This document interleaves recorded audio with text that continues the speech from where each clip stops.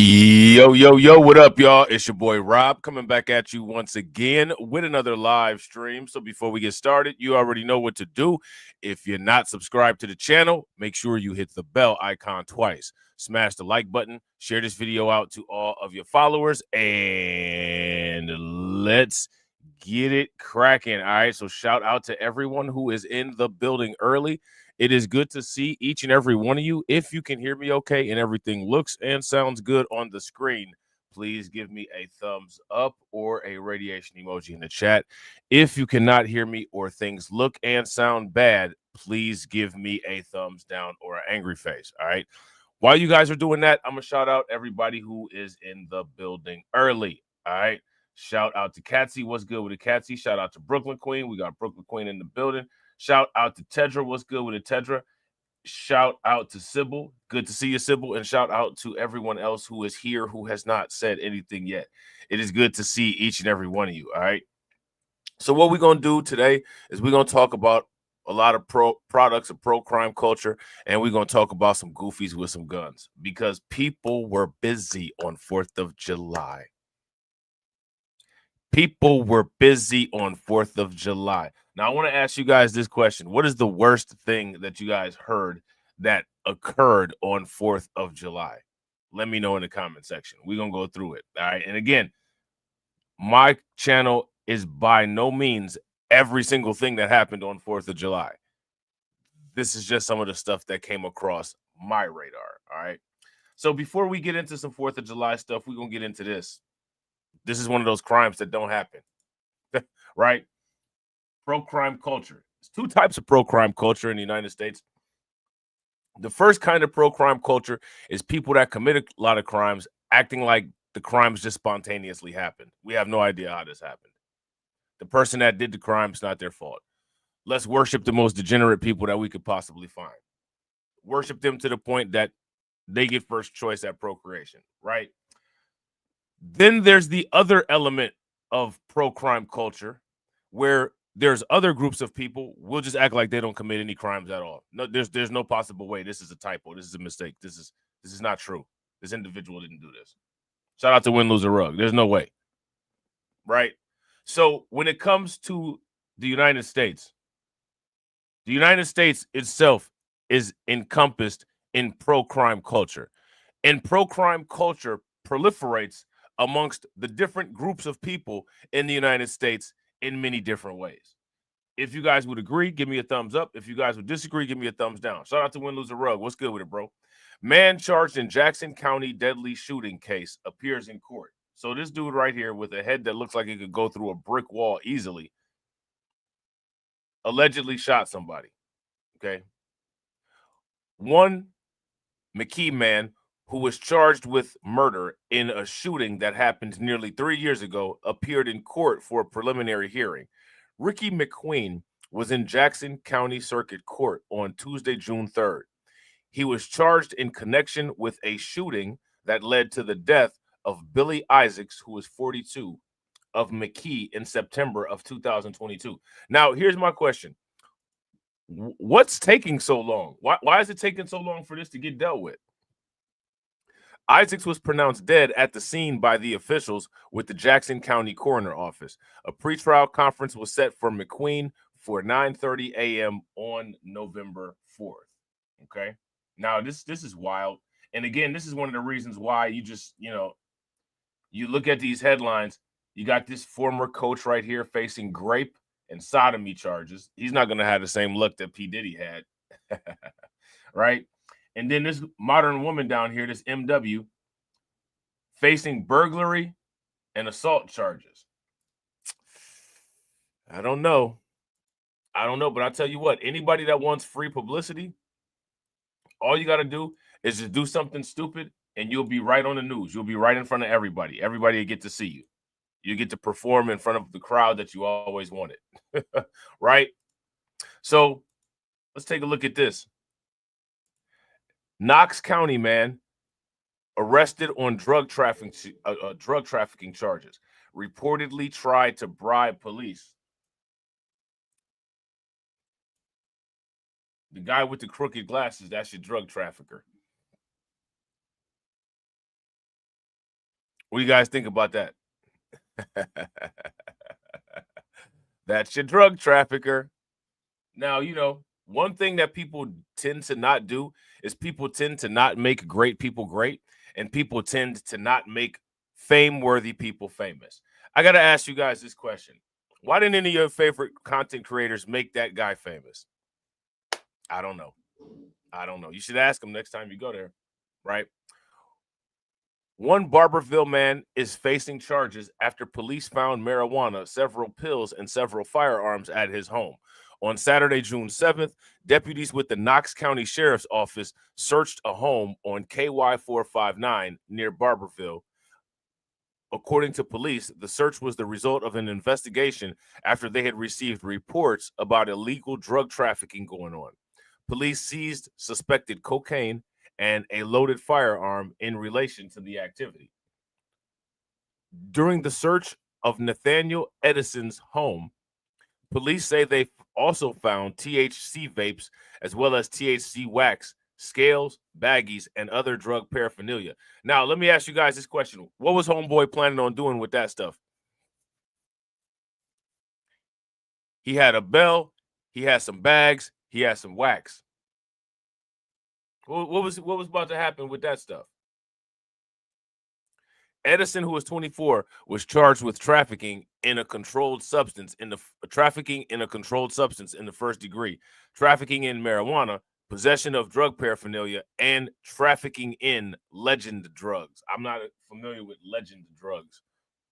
After police said Edison tried to bribe them with cash to not have him arrested, he was charged with bribery of a public servant. Edison was taken to the Knox County Detention Center. So again, this is one of those crimes that doesn't happen, right? This is one of the crimes.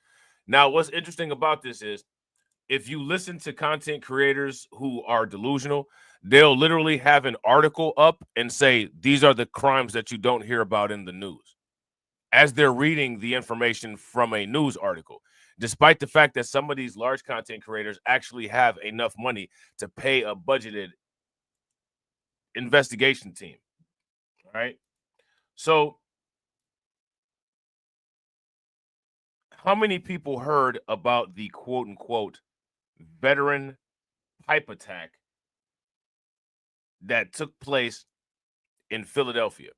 All right. Now, if I'm not mistaken, there was a situation where Trump was talking about alligator Alcatraz or something like that. You guys remember? I think we might have even talked about it on Undocumented, right? Trump was talking about alligator Alcatraz, and he said, quote unquote, people who hit veterans need to go to alligator Alcatraz.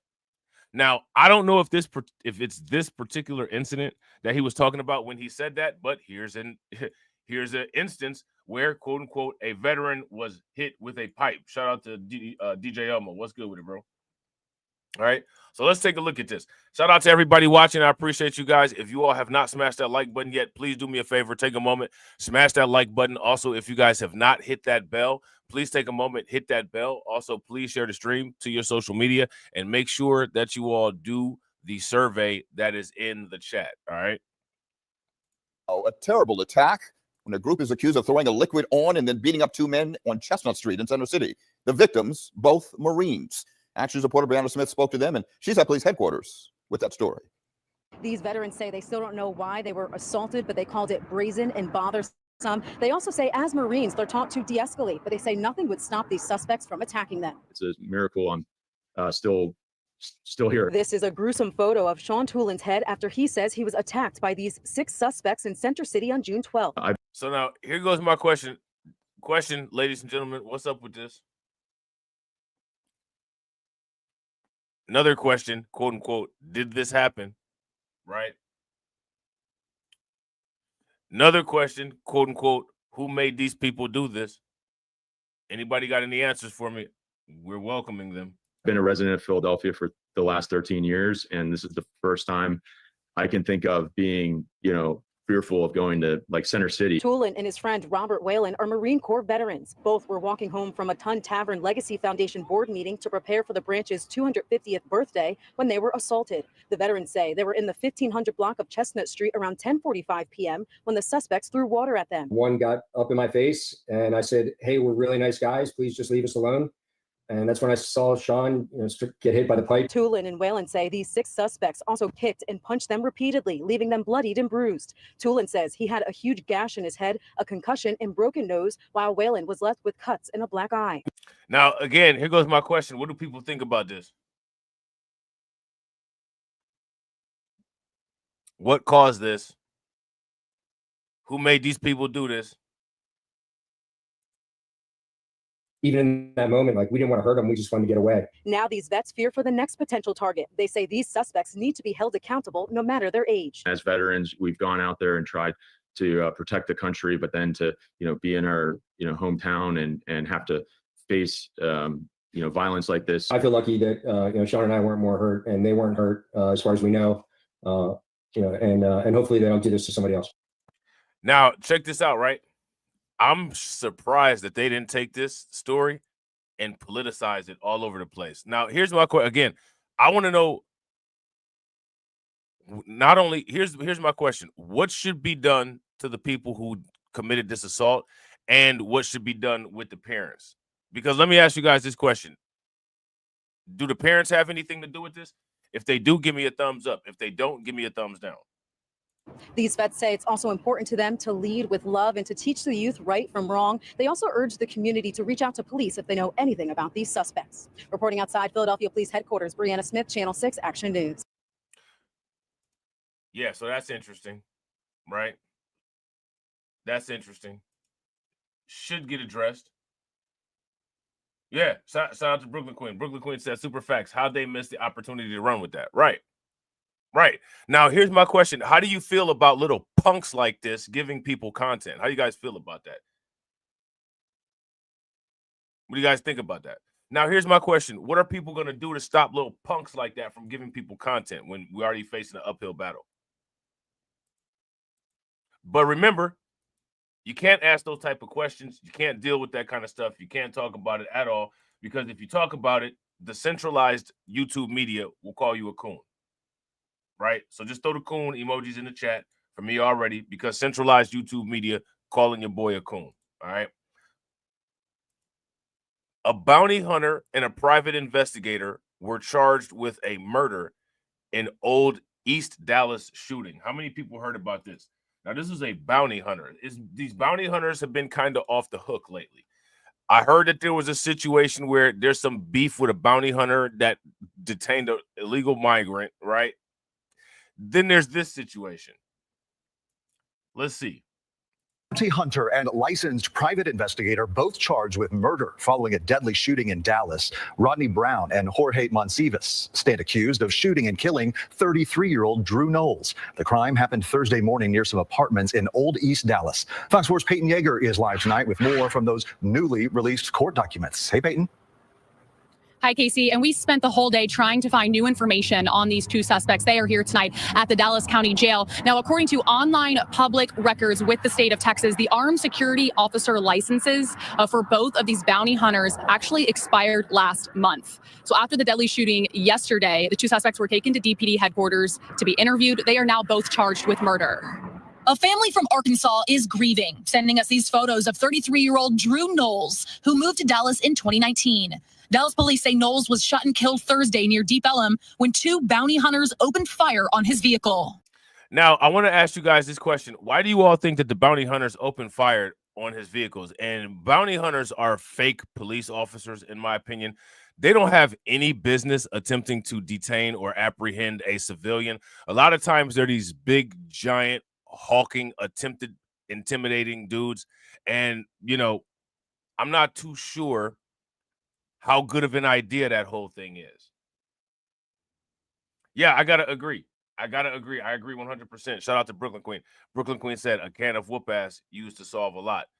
Coward culture has been promoted for way too long. Facts. And coward culture turns into pro-crime culture as people grow up. You know what I'm saying? If you guys would agree, give me a thumbs up. If you guys would disagree, give me a thumbs down. So all these people are just walking content. They're just walking content, and they're okay with it. And they think that there's nobody out there who's going to do anything about it. Like, these people are in a constant state of laughing because they think that they're punking people. If you guys would agree, give me a thumbs up. If you guys would disagree, give me a thumbs down. Both bounty hunters now face murder. They are identified as 34-year-old Rodney Brown and his partner, 23-year-old Jorge Monsiváis. Now, look at. I want you guys to see. These are the giant chin people. Okay. These are the giant chin people. Now, you know, this is one of the reasons when I see people type in the chat, I support ICE and all that, you know, I always make it clear I don't mess with law enforcement because clowns like this are a part of law enforcement. These mega chin morons are part of law enforcement. So, you know, when people say, you know, I support ICE and all that, you know, that's cool or whatever. You know what I'm saying? But just understand that that's being read as a comment. I don't support any law enforcement. And this right here is why. This right here is why. According to an arrest affidavit Fox 4 obtained on Friday, the two bounty hunters were executing a warrant for Knowles. Dallas County Sheriff's Office confirmed to Fox 4 Knowles did have 2 active felony warrants, one for theft from Dallas police and another for credit card abuse out of Carrollton. The bounty hunters first went to Knowles' listed address, a high-rise in Uptown off Thomas Avenue, but he wasn't there. Then, while using automated license plate readers, Brown and Monsiváis learned Knowles' vehicle was parked near Live Oak Street and Cantegral in Old East Dallas. Police say that's when the pair, who were in 2 separate vehicles, boxed Knowles' BMW in. The affidavit states police reviewed nearby surveillance video. The video showed as Knowles was trying to drive away, both Brown and Monsiváis opened fire and were shooting into a moving vehicle and not being in danger of being run over. Now, here's my question. What made these 2 bounty hunters think that they were allowed to do that? That's my question. What made them think that they were allowed to do that? Knowles was shot at least 4 times. He crashed out into a nearby power pole. Cell phone video from a witness shows what appears to be the 2 bounty hunters minutes after the crash. Police say Monsiváis didn't have any outer clothing identifying him as a bounty hunter, and Brown had a vest with the writing Warrant Services in the top corner. But both of them clearly appear to be in a panic. Also today, Casey, I tried to get a hold of the private security company the 2 bounty hunters work for. That company is called Code 3 Investigation and Security. It's based here in North Texas. I called and emailed. Yeah, facts. Shout out to Tedra. Tedra said, I just read that bounty hunters are only supposed to go after people who have skipped bail. Right. So here goes my question. What were they doing going after this guy? And what were they going to do? Arrest him? Like, what were they going to do? Let me ask you guys this. How many average citizens do you all think know how this quote-unquote bounty system works? Do you think that everybody knows how this works? This afternoon, no response. Well, Fox 4's Peyton Yeager, excellent work as always, trying to dig up the very latest information for us. Peyton, live in Dallas. Peyton, thank you. All right, so there's that. All right, so next what we're going to do is we're going to take a look at this situation here. There's 2 situations where there were bikers, and these bikers, the first situation, there was a crazy biker brawl. Okay, there was a crazy biker brawl. In the second situation, let me see, hold on real quick. In the second situation, there was a massive FBI raid. Now, I don't know if anybody's been paying attention, but there's been some massive FBI raids all throughout the bike community, all throughout the biker community. Now, here's my question. Why has this been happening? Why has this been happening, ladies and gentlemen? And shout out to everybody watching. I appreciate you guys. If you all have not smashed the like button yet, please do me a favor. Take a moment, smash that like button. Also, if you guys haven't hit the bell, please take a moment, hit that bell. And also, please share the stream to your social media.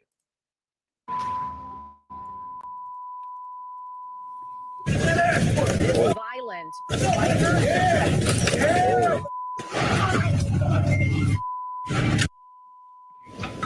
This violent biker gang brawl turned shooting during Bike Week this year landed more than 24 alleged gang members in handcuffs today. It was all part of Operation Mongolian Beef. The FBI raided the clubhouse of the Mongols biker gang in Volusia County. Fox 35's Chris Lindsay joins us live from the sheriff's office. Chris, the FBI and SWAT team also showed up to some of the gang members' homes.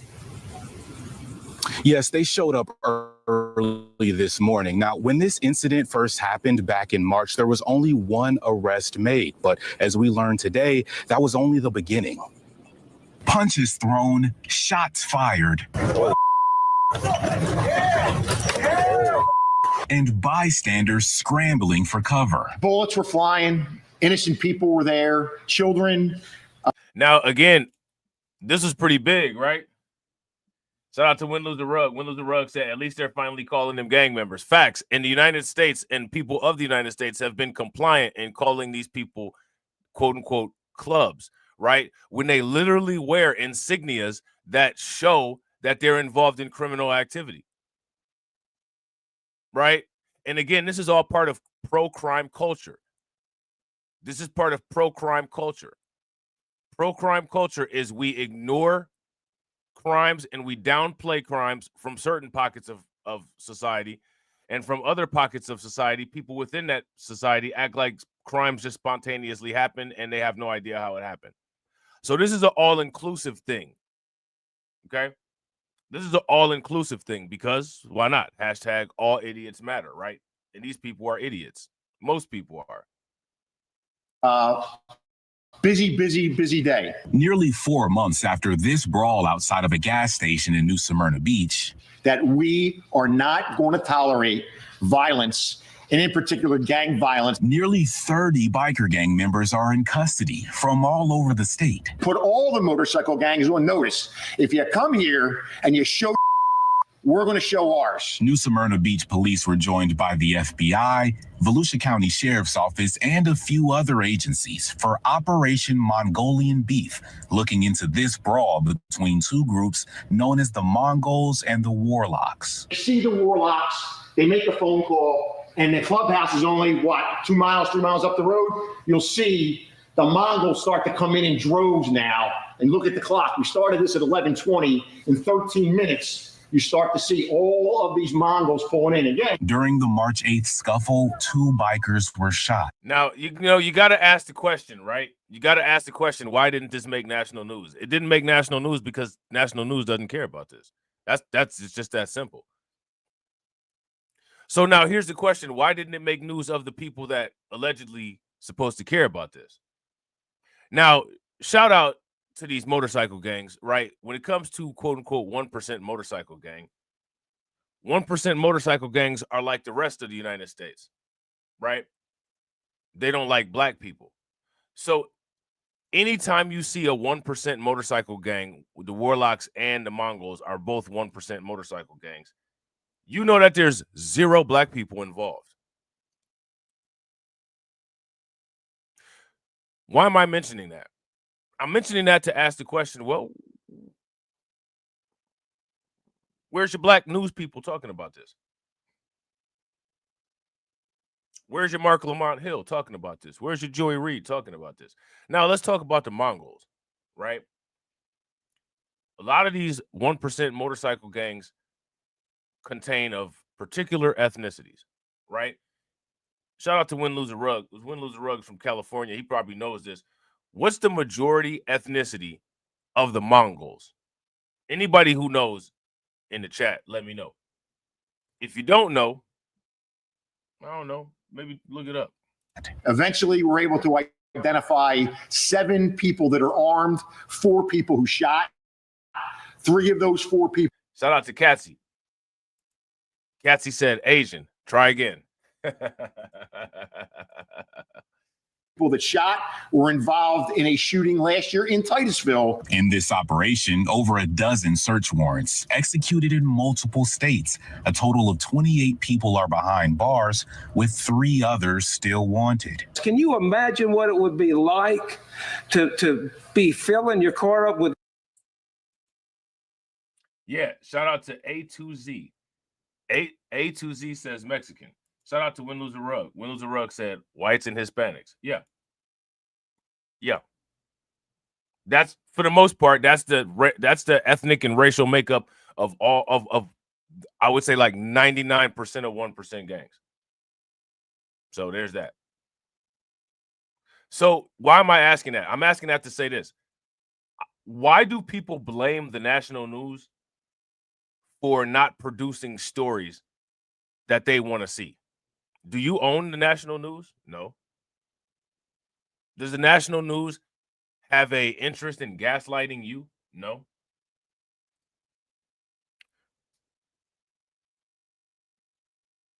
So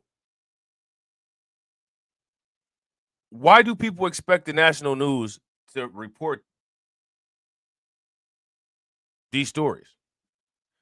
Why do people not look at their content creators of choice or their social media people of choice or their independent news of choice and say, hey, there's all this stuff going on. Why aren't you saying anything about it? Well, the reason why they don't do that is because they actually don't have a demand for it. They don't have a demand for it. They don't care. But then they ask why they're not being fed this stuff. You got to feed yourself. You know what I'm saying? You got to feed yourself. Gas or taking your grandkids by the hand and walking them into a gas station, and all of a sudden fighting and then gunfire erupts. The bikers to be charged with aggravated rioting, which is a second-degree felony. The sheriff says the investigation is far from over. They'll continue combing through footage and reviewing other evidence, and there possibly could be other charges on the way. Reporting live in Volusia County, Chris Lindsay, Fox 35 News. All right, so now don't lose track, all right? Do not lose track. That was a video clip about a fight that took place between which two motorcycle gangs? The Mongols and the Pagan, or the Mongols and the Warlocks, right? Now, these other video clips are talking about things going on with other motorcycle gangs, okay? So let's see what these ones are talking about here. That's it. Where nearly 30 people are behind bars after a statewide crackdown on outlaw motorcycle gangs. Those arrests following a violent riot during Bike Week in New Smyrna Beach. During those FBI raids, 2 suspects were taken into custody that were located here in Palm Beach County. So now I want to ask the question. Is there a connection between this and the undocumented bros? If there's a connection between this and the undocumented bros, give me a thumbs up. If there is not, then give me a thumbs down. Our Jamilka Gibson is live tonight over in Boca Raton at a neighborhood there with the details on that story. Jamilka? Jim, the people I spoke with say this raid happened during. What do you guys think about that name? Jamilka. Jamilka. What do you guys think about that name? Be honest.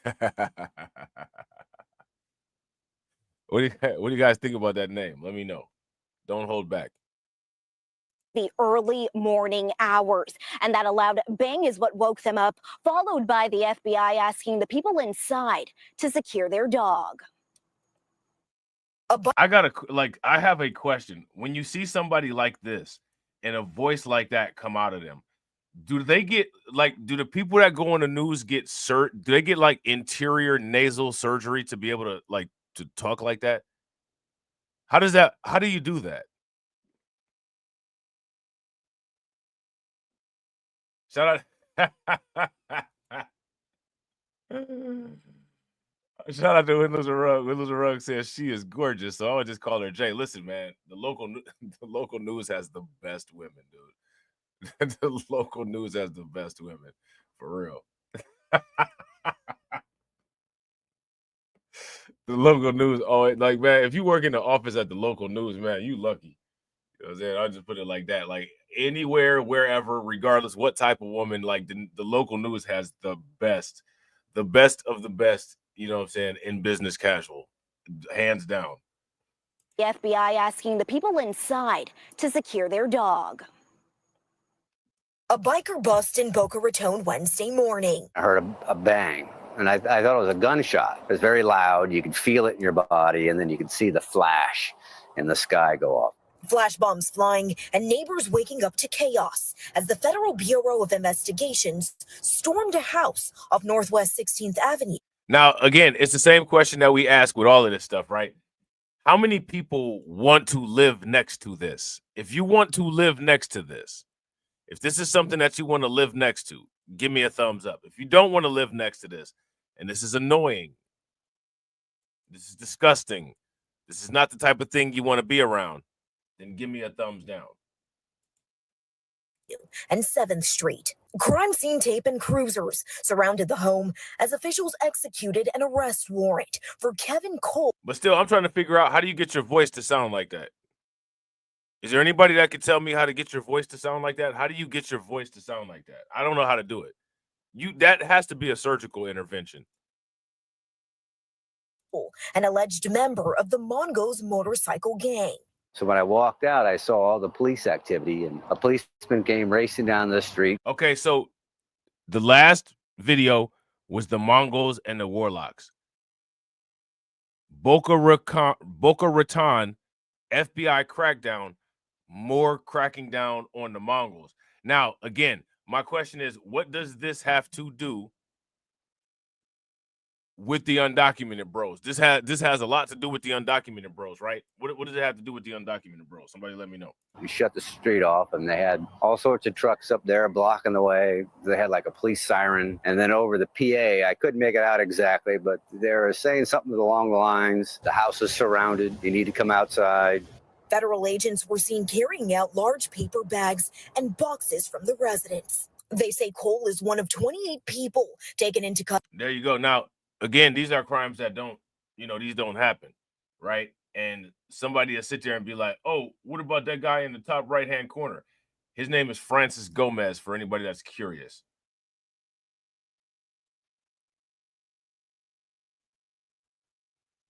This dude at the bottom named Jacob Velez, he looks like a dude that I was friends with in college named BG. Shout out to my man BG. You know what I'm saying? I think he down in Columbus these days. Now, how many people seen that TV show called The Mayans? It was like a spinoff. It was like the Mayans was to Sons of Anarchy, like what Better Call Saul was to Breaking Bad. How many people saw The Mayans? The Mayans is a fictional motorcycle gang based on the real motorcycle gang, the Mongols. All right. So if you ever seen a TV show, The Sons of Anarchy, or you ever seen a TV show called The Mayans are this is who the Mayans are actually based off of. I wonder how that works. Like, do they have to pay them for the likeness? Listen, shout out to Windows and Rug. I would have watched it. But they had a different, like, it seemed like it was a different crew of Mayans. Like, they didn't have Emilio Riviera on there. You know what I'm saying? Like I wanted to see the ones where Emilio Riviera was the president, because he had it lit on Sons of Anarchy. Emilio Riviera was lit on Sons of Anarchy. He had it going down. And then, like, when I saw, like, the first episode of the Mayans and I saw that Emilio Riviera wasn't on there, I was like, man, I'm cool on this. I don't even know who these people are. You know what I'm saying? A city in connection to a gas station shooting that took place in New Smyrna Beach during a riot between rival motorcycle gangs. The March 8th incident left 2 people injured, but the arrest of the violent offenders extended well past Palm Beach County. According to this post on X from the state attorney for Florida's 7th Judicial Circuit, the state... Now, all throughout my content, right, you could look at, binge watch my videos or whatever, right? You know, that's something that people, that's that stuff people don't like, right? I've always talked about this. I've always brought this up. I've always asked the question, why don't people talk about this kind of stuff more? And again, the people, the centralized media on YouTube that wants to be the narrative masters, right? They never take any angles or any positions utilizing data where the data is effective and it can make a point stick. It's just comedy show and jokes and things that are easily debunkable or things that can be made cloudy and people won't take them serious. It's almost like that's being done on purpose to deteriorate the integrity and seriousness of any issues that people may bring to the forefront. I can't be the only person that notices that. If you guys notice that, give me a thumbs up. If you don't notice it, give me a thumbs down. Wide operation targeted more than 24 suspects across Brevard, Volusia, and Miami-Dade counties, and even Virginia. Officials say the investigation is ongoing, and at least 3 arrests are still pending. Now we know another man by the name of Steve Rangel was also arrested in Boca Raton. Hey, do these people make these voices? Seriously, how do you make your voice like that? She had to take a deep breath and swallow and then do this. Like, if you're just talking in your natural voice, you don't have to take a deep breath and swallow in most cases, right? You just say what you got to say. She had to get a lot of air in there. Look, she had to get a lot of air in there. Watch. Another. Hold on real quick. Still pending. Now, see? She had to take that nice gulp real quick, and then she had to take in a nice breath, and then she could push her palates up and make it really high-pitched, I guess. Now we know another man by the name of Steve Rangel was also arrested in Boca Raton. We're working to find out if he was living in this house right behind me. Reporting live in Boca Raton, Jamelka Gibson, CBS 12 News.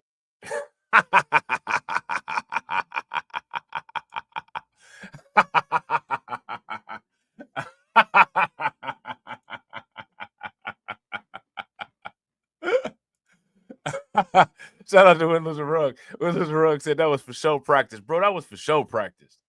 That was for show practice. That voice was rehearsed. I don't want to hear nobody. Listen, man. All that stuff people be talking about, you know, like, oh, yeah, you know, what do they call it? Code switching and all that. I don't want to hear anyone complaining about something got to be natural and all this. I don't want to hear none of that. I don't want to hear none of that. None of that. That's out the window. You know what I'm saying? Shout out to DJ Elmo. DJ Elmo said her voice is that Valley Girl accent some sisters display to fit in. I don't even know. That's like beyond a Valley Girl. I don't even know what you call that. I don't know what you call that. I don't know what you call that, but I'll tell you what, though, the voice didn't match the profile. I'll tell you that much. I'll tell you that much. You know what I'm saying? Now, here's some SWAT raids that they did, and they did this at the Pagans Motorcycle Clubhouse. And they did this because the Pagans were involved in a shooting that involved another group called the Outlaws. Okay, so it's lit, summertime lit. Now, again, where's the national and centralized YouTube media content about this? Because remember, trying to paint a narrative. That's the whole idea. That's what media does. Right? What did Rupert Murdoch say about media is related to culture or something like that? Okay, well, if that's the case, and if that's the narrative or that's the motive that you're going to use for your crony media identity, where is the organization of whatever narrative is trying to be established? It's unorganized, all over the place. Reaction videos on Pop the Balloon. But this is what people want, though. I want to know. I need people to tell me in the comment section who's dealing with this type of content right here. Nobody. One of the reasons why nobody is dealing with this type of content is because this is the reality. There is no market amongst the many for relevant information. There is only market for comedy shows and glazing. That's it. Shattered glass filling the parking lot of a notorious biker club building. This morning, the State Bureau of Investigation executed some search warrants at the Pagan Clubhouse along Highway 321. Channel 9's Dave Faraday is live for us there now. And Dave, the investigators told you this is connected to a shooting involving a rival club just a few weeks ago. Yeah, Erica, a spokesperson with the FBI told. So again, I keep asking everybody this: how do these shootings, how does this violent activity in situations like this, how does this stay off of the radar? How does it stay off of the radar? How do people not know about this? How do people not see it? They don't see it because they ignore it. Okay? They're not as interested in it as they claim that they are, or they want someone to feed it to them. This stuff is out there. It's all over the place. I get this stuff recommended. I'm a local news junkie. I watch local news all the time. It's all over the place. And then people will turn around and say, well, this wasn't reported. No, you didn't report on it. It's not that it wasn't reported on. You didn't report on it. You suck. You know what I'm saying? Now, here's my question. Why do people have such a difficult time telling people who suck that they suck? That's my question. We'll do it. We'll go through it together. It'll be like counseling. We'll help each other. Right? We'll help each other.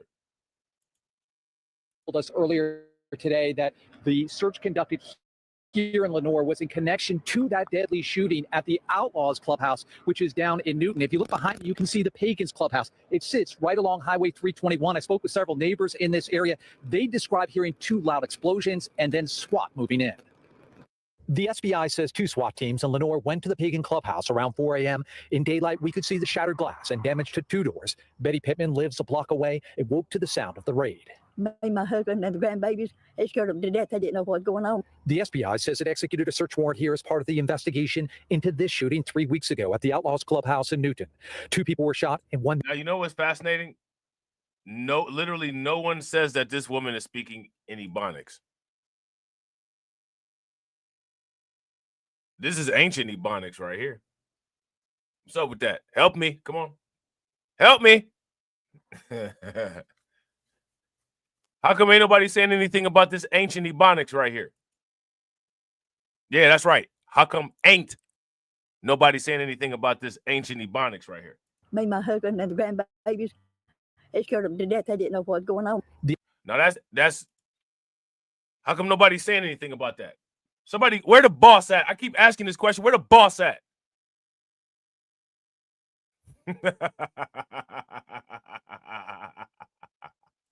Where's the boss at? Shout out to DJ Elmo. DJ Elmo said, like Paul Mooney says, they got the complexion for the protection. SLC 24A5, crime that's so nefarious.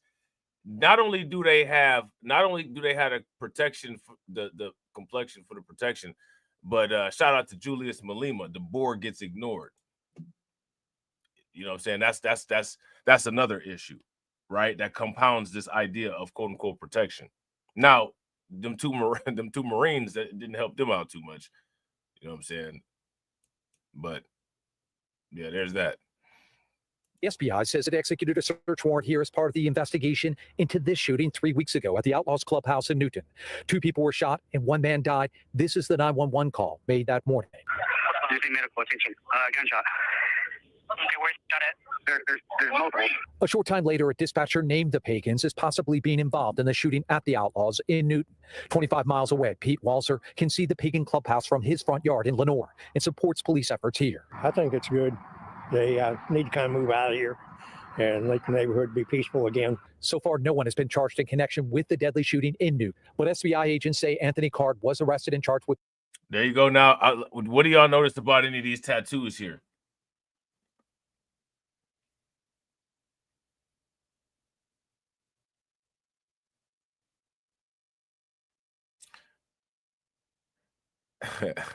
That's interesting.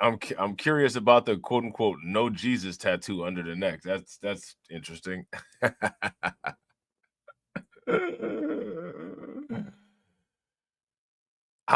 Again, why don't your content creators inform you about this stuff?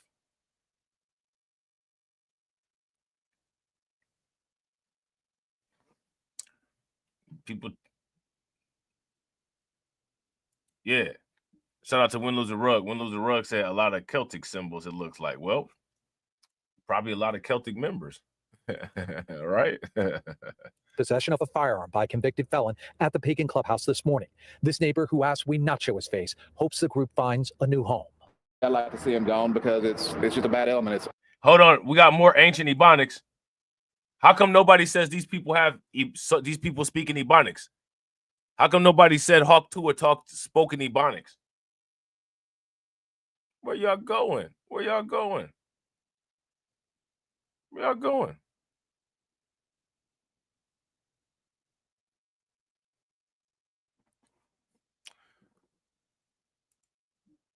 It's just a bad element. It's all hours of the night, all hours of the weekend.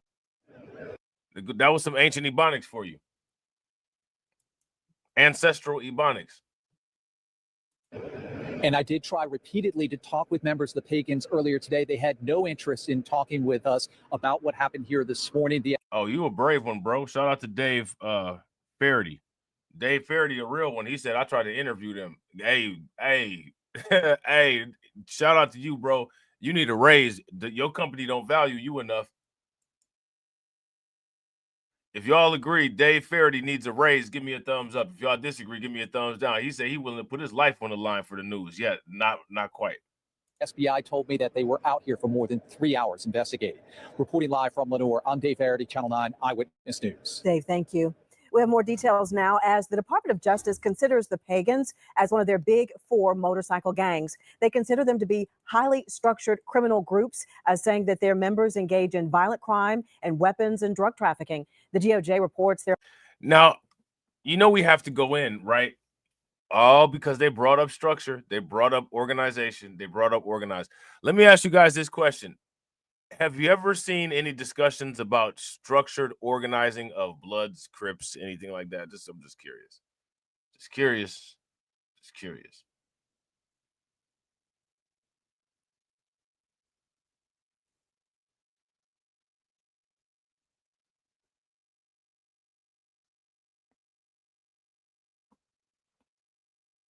Just curious. About 300 active motorcycle gangs in the U.S., ranging in size from 5 members to some chapters that have hundreds of members. The Outlaws also part of the Big 4. Back in 2010, when the ATF raided their clubhouse in Newton, Dave was invited to take this look inside. You saw that video there showing the damage, including a large hole there where law enforcement blasted their way inside. Members of the Outlaws told Dave at that time that anything that had their name on it was taken. So, yeah, they talked to Dave back in the day. So, you know, shout out to Dave, man. You know what I'm saying? Shout out to Dave. Shout out to Dave. So we're gonna take a look at another FBI raid on a this is interesting.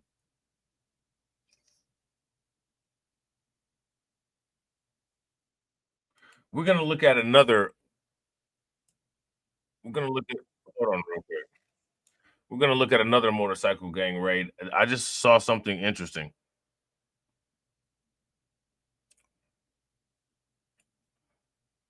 Let's make a deal to legalize people to work and live in the USA, says House member.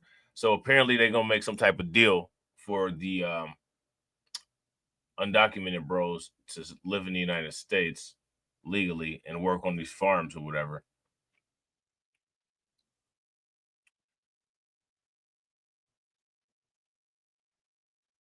Very interesting.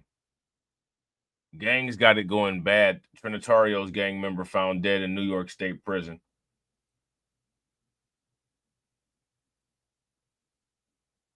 Mexican cartel hackers. We talked about this on Undocumented. Targeting FBI officials' phone. If you guys agree with DJ Elmo said black gangs have no codification, just maximum sophisticated confusion. If you guys agree with DJ Elmo, give me a thumbs up. If you guys disagree, give me a thumbs down. So now here's my question, right? Let's just say that if that's the case, why do they continue to make the choice to operate like that? It would seem to me that operating like that would minimize revenues and maximize risks, right? So why do they continue to make the choice to move like that? Shout out to my man AB Promotions. What's good with it, bro?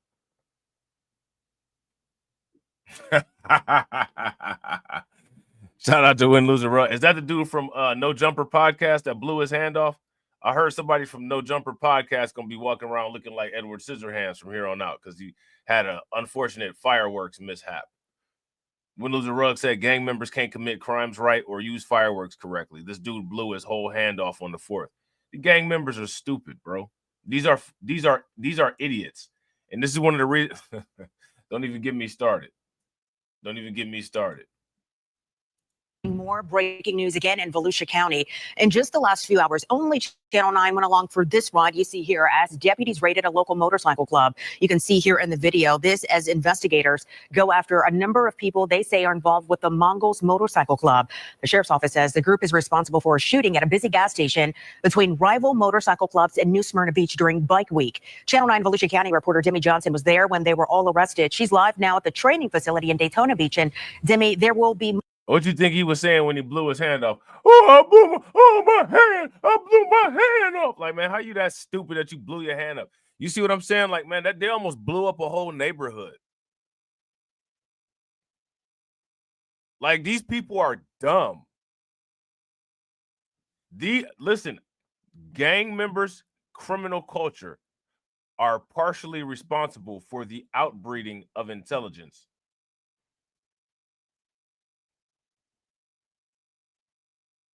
If you guys would agree, give me a thumbs up. If you guys would disagree, give me a thumbs down. Much more information released in this case in just a few hours. Darlene, that'll be with the FBI, the state attorney's office, the attorney general, and of course, the sheriff's office. Sheriff Mike Chitwood tells us while the raids are over, all the warrants have been served, the investigation into the Mongols is only just beginning. We rode with the sheriff this morning as all of this played out here in Volusia County. Stand up, open the door, and walk out. We watched as investigators went to club members' homes in Edgewater. We watched one walk out, surrender peacefully. The SWAT team recovered multiple weapons from that house. Sheriff Chitwood says all of that evidence is now being turned over to the FBI as part of a much larger investigation into the club. He tells us some members are in the country illegally. Others have ties to other crimes across the country. See that? Some of the members are in the United States illegally. The SWAT team also raided the Mongols clubhouse in Edgewater. Do you have how many in custody at this point? So it's 6:30 this morning. We have 18 of the 30 are in custody. I would say it was a pretty damn good start today. The objective is to unify, collect the evidence under one procedure and have one group examine it. So digital forensics, phones, iPads, whatever is in there on the warrant. And of course, any paraphernalia, their colors, their vest, everything. Because I'm telling you, this is the beginning. The fuse is lit. And they made a big mistake. They made a big mistake acting like a bunch of assholes out there because now the full force of the federal government, state government, county government and municipalities are coming down on them. The group is facing felony aggravated riot charges. That comes from a state law that passed not long after. So again, I kept asking, I'm asking the question, does this relate to the undocumented bros in any way? Does this relate to the undocumented bros in any way? Does this relate to the undocumented bros in any way? And what this tells me is that the content that people spend the majority of their time watching when not watching my content has not sufficiently educated people or informed people to be aware of minimum things discussed when we're having discussions. And again, if you ask me, you need to either pay less or they need to charge less. Shout out to Katsy. No worries. No worries. Shout out to AB. AB said he probably yelled out, "I blew my hand up on Crip and tried to throw up gang signs with the missing hands." Right. It was a little bone stub sticking out there. I blew up my hand. It was and it was bouncing up and down like hydraulics.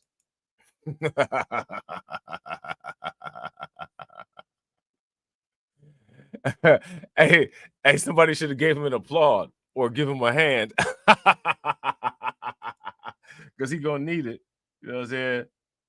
You're gonna definitely need it. civil unrest broke out across the country in 2020 to prevent riots from happening here in Florida. The sheriff's office believes it's actually the first agency in the state to use that law. So far, at last check, 28 people have been arrested. The FBI is in contact with 2 others. They're waiting for one person to land in Newark, New Jersey tonight at an airport. He was on a trip out of the country. Then they'll take him into custody. We'll have much more from this press conference here at the sheriff's office. That's supposed to start at 3 right now. We'll update you guys as soon as we have more, starting on Eyewitness News at 4. For now, live in Daytona Beach, Demi Johnson, Channel 9 Eyewitness News. All right, so yeah, so there's that, right? The motorcycle gang's getting cracked down. So your boy Pencilhead Brandon Johnson has some things to say about this gun violence that took place in Chicago. All right, now this we might actually have to. Oh man, hold on real quick.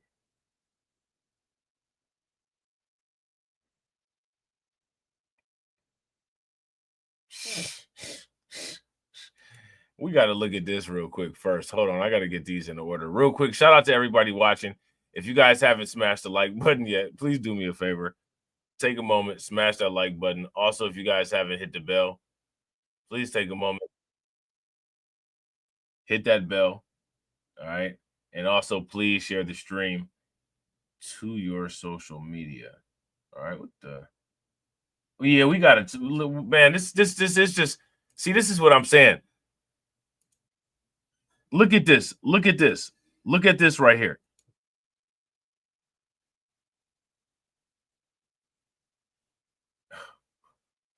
Wait a minute. Oh my gosh, man. I hate it here. Look at this. Hold on real quick. Wait a minute.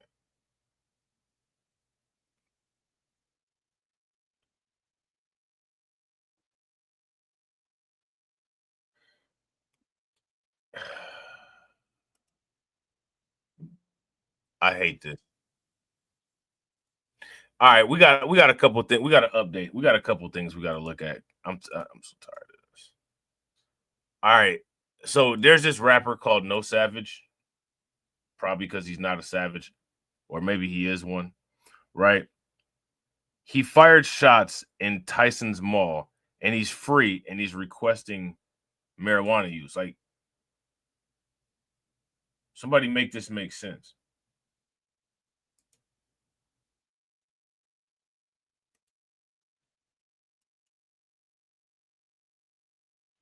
Somebody make this make sense.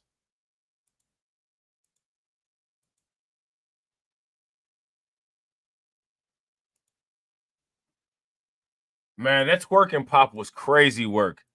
That Twerk and Pop was crazy work, bro. A well-known DC rapper who served time for opening fire in Tyson's Corner Center will remain free even though he's violated his probation. Why? I bet you it's people like, praise the Lord. Praise the Lord.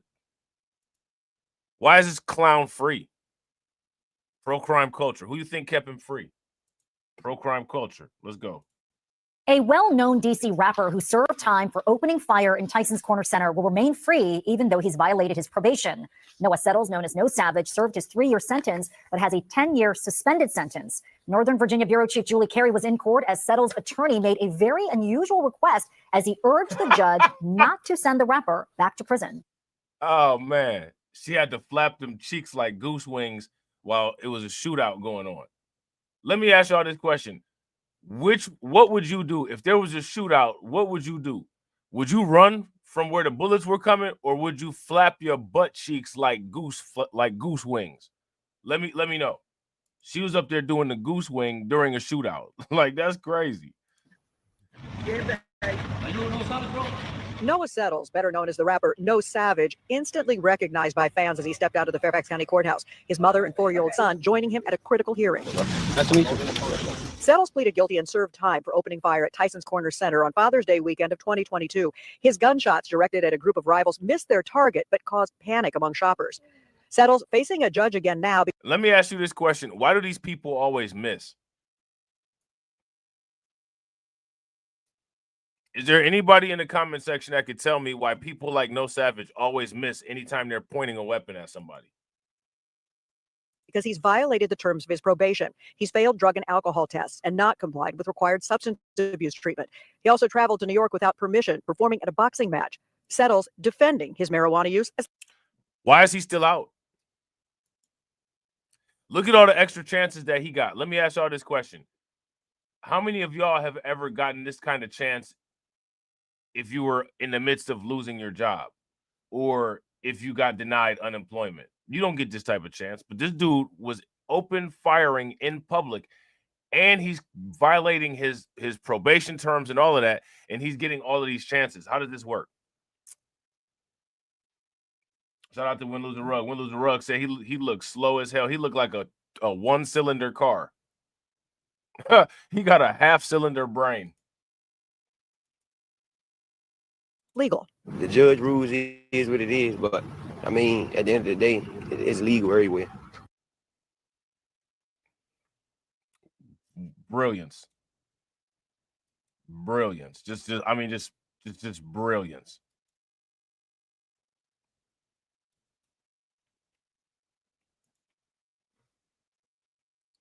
What y'all think? Definitely a soon-to-be nominee for a Nobel Prize. If you guys would agree, give me a thumbs up. If you guys would disagree, give me a thumbs down. The judge rules is what it is, but I mean, at the end of the day, it's legal everywhere. You know, I don't do no other drugs. So. And Settle's defense attorney making an unusual request, asking the judge to remove the condition that the rapper not use marijuana, saying that music scene and social scene Noah has grown up with is infused with marijuana use. The defense attorney adding, You shouldn't be negotiating. You pointed a gun and shot it in a crowd of people unrelated to what you had going on. Indeed. Shout out to Win Lose the Rug. Win Lose the Rug said, I'm no longer using the phrase indeed.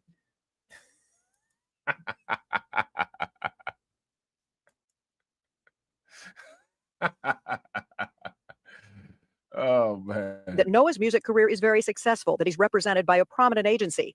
The judge, skeptical of the request, responding, you're asking me to let him smoke marijuana. So, hey, how many people agree with AB Promotions? He's a modern day Einstein. You know the crazy thing? His mother probably actually is proud of him. His mom probably is for real proud of him. Like, I don't know why, but she probably is. Because he's a rapper, even though he hasn't done the substance abuse treatment that was ordered. The judge also warning about what could happen if Settles isn't required to follow probation rules, saying, my concern is that he comes back. I got the tattoo on my face. They made me 10 times smarter. You always know that somebody is a complete dangerous idiot if they have tattoos on their face. I don't mess with people with tattoos on their face. Anytime I see a person or people with tattoos on their face, my assumption is that within moments there's going to be a violent crime. So I stay away from there. If you guys would agree, give me a thumbs up. If you guys would disagree, give me a thumbs down. I'm just telling you straight up right now. If I had a business, if I owned a business, you will be discriminated against. If you have a face tattoo, you're not going to engage in any of my business, and you're going to get away. You're not even going to be allowed on the property. You know what I'm saying? You want to be a part of something wild, you want to have a shootout to tell somebody about, you will definitely have one if you try to come on my property. I'm not mad at that. Shout out to Win Lose the Rug. Win Lose the Rug said, I got tattoos everywhere but my face. Sounds like you did it right, bro. Shout out to Win Lose the Rug. Make sure y'all throw some flames, some ducks, some radiation emoji in the chat for Win Lose the Rug for being appropriately tatted up. Shout out to DJ Elmo. DJ Elmo said, what's your opinion on women with tattoos on their chest? It depends on the woman's quote unquote use case. I can't answer that question as a blanket question for quote unquote all women, because all women don't have the same quote unquote uses. But I tell you what though, you know what I'm saying? What I'm thinking, right? I haven't really pondered too deeply on this one, but just in my quick assessment, what I'm thinking is that there could be a possible use case for that. With something more serious, or he ends up dead. Because of the suspended sentence, the judge could send Settles back to jail for up to 10 years. But instead, Settles will remain free while his attorney and probation officer try to work out a plan. I'm just happy I ain't going to jail. That's the biggest thing. That's the biggest blessing. I got my son, so that's the biggest thing ever. Not going back to jail. Settles says he will do better. I'm heading in the straight path. I'm doing way better than ever. I feel better than ever. Just keep focusing, keep doing what I'm doing, keep driving. I got new music dropping. I'm going to get through this. You know what I'm saying? I've been through a lot. I ain't never folded under pressure, so I'm gonna get through it. It's arguable that whatever pressure caused you to pull out a gun in a crowd of people, that was a folding under pressure. If you guys would agree, give me a thumbs up. If you guys would disagree, give me a thumbs down. So in the next month, Noah Settles is required to try to get more settled in Virginia to try to do a better job of complying with the terms of his probation, and then to come back and find out what plan the judge will approve that will allow him to move forward without being sent back to jail. In Fairfax County, I'm Julie Carey, News 4. How do you get the choice to get on a don't go to jail plan? Here's a good idea, right? This is a good idea.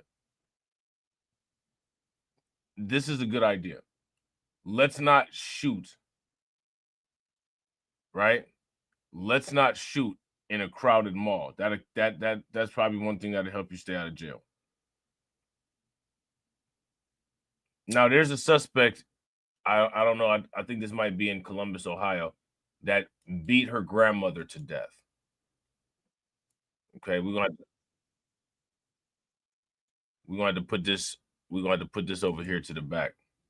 Okay. Let's see what else we got. What else we got over here? There is a St. Gabriel police officer who was shot to death. All right. This dude was a police captain. Now, how many people heard about these Ohio police officers that got shot? If you heard about these Ohio police officers that got shot, give me a thumbs up. If you did not, then give me a thumbs down. Shout out to everybody watching. I appreciate you guys. If you all haven't smashed the like button yet, please do me a favor. Take a moment, smash that like button. Also, if you guys haven't hit the bell, please take a moment, hit that bell. And also, please share the stream to your social media. Shout out to the AB Promotions. We just always got to throw it out there. At the gas stations in Detroit, they have it milk throwing battles. At the gas stations in Detroit, they having milk throwing battles, man. You can't make it up. New tonight, 8 people are now facing charges accused of helping the man suspected of shooting 2 Mifflin Township police officers. Law enforcement had some harsh words for the people they say helped to hide and move Davante Dixon from place to place after that shooting. Steve Levine is live right now with what we're learning about this case. Steve?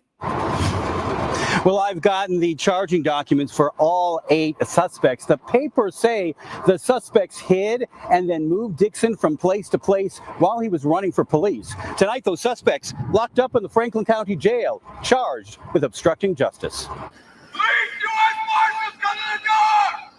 Franklin County Sheriff Office video capturing the arrest of 8 people, including a mother and daughter, 2 sisters, and the girlfriend of Davante. All women help this guy.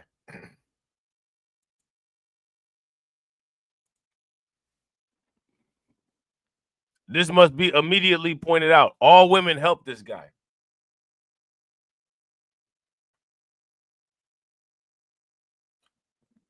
Thoughts? Thoughts? This guy had all female support. Franklin County Sheriff Office video capturing the arrest of 8 people, including a mother and daughter, 2 sisters, and the girlfriend of Davante Dixon.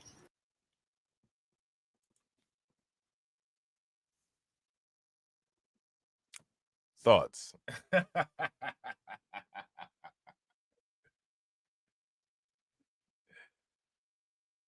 He had all female support. He had female fugitive protection. Thoughts?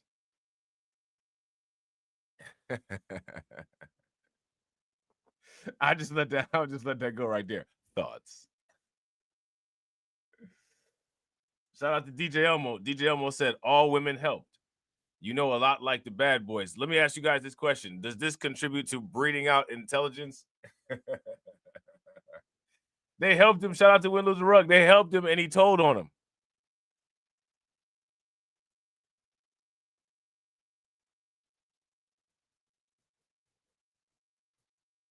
You're in a Catsy's an anomaly. Catsy's in an anomaly. Catsy said, "What is it with women being attracted? What is it with women being attracted to bad guys? I want a good guy who is highly intelligent." How many people would agree? 90 when it comes to women, 90% of women would say in an uncandid interview, intelligence makes me dry up like the Sahara. If you guys would agree, give me a thumbs up. If you guys would disagree, give me a thumbs down. In an uncandid interview where they didn't know that the camera was on, if asked, they would say that intelligence makes me dry up like the Sahara. If you guys believe that 90% of women would say that, give me a thumbs up.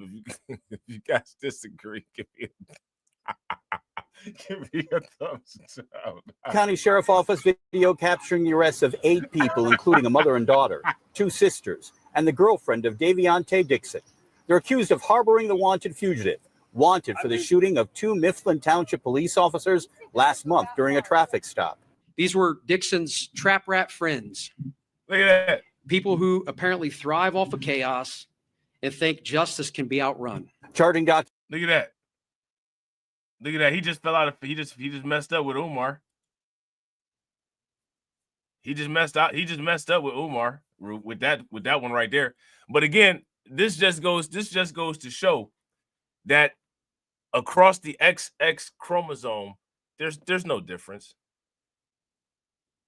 There's no difference across the XX chromosome. There's a lot of similarities.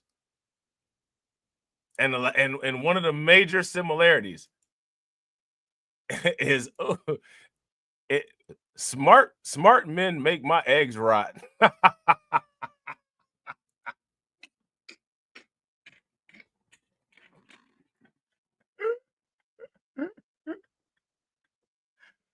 Oh man, right? Smart men make their eggs rot. Trap rat friends. People who apparently thrive off of chaos and think justice can be outrun. Charging documents obtained by ABC6 reveal after Dixon fled the shooting scene, he ran to a home on Woodland Avenue about 840 feet from where the officers were shot, where one of the suspects said he appeared out of breath and visibly distressed. A suspect telling police makeup was applied to Dixon so he could be disguised as a woman. Oh, dude was zesty criminal. Zesty criminal. I told you, man, these dudes is clowns, man. This is why they go to this is why they go to jail and get fleeced. He got on his Medea tip.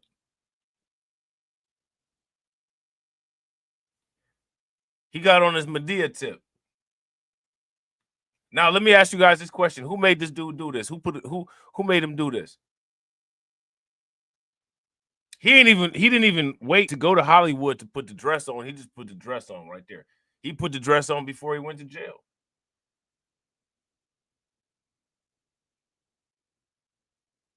Shout out to AB. You told him right. And for real, that's not a friend doing something like this.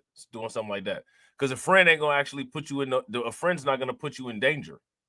He shouldn't even call. I would have been like, bro, don't even call me. What? You know what I'm saying?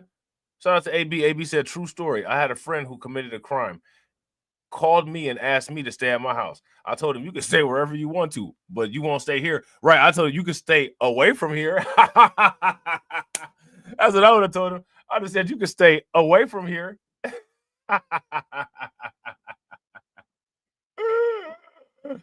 Devontae was standing outside of the apartment building dressed as a female. You can't make this up. That's what the court documents say. Just gonna stick with him for the rest of his life. You go for a job interview. Was that you standing outside of that apartment dressed as a female? Why'd you do it? Why'd you do it?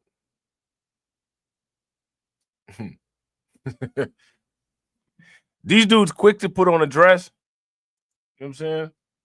Quick to put on a dress. Now here go my again. I gotta ask this question, right?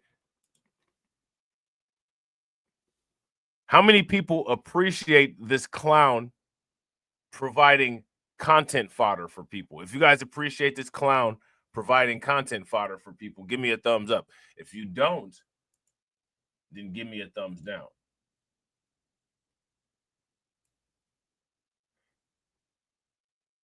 What do you guys think his excuse is for putting the dress on?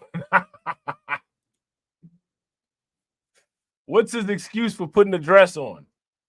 I had to run from the police. They was coming after me. I had to do what I had to do. All I had was these real chicks. You know what I'm saying? These real chicks was around me, man. You know what I'm saying? Because I just be surrounding myself with real chicks. You know what I'm saying? I had to surround myself with real chicks. They ain't had nothing but some thongs and some skirts. You know what I'm saying? That's all I had. I figured I'd wear that. I didn't think the police would catch me. I shaved up my mustache. You know what I'm saying? Put my dreadlocks in a high ponytail and try my luck. Somebody get this dude out of here. Oh, I forgot. They already are about to get him out of here. And visibly distressed. A suspect telling police makeup was applied to Dixon so he could be disguised as a woman. At one point, wearing a pink sweatshirt, pink plaid pants, and a bonnet. Hey, he wanted...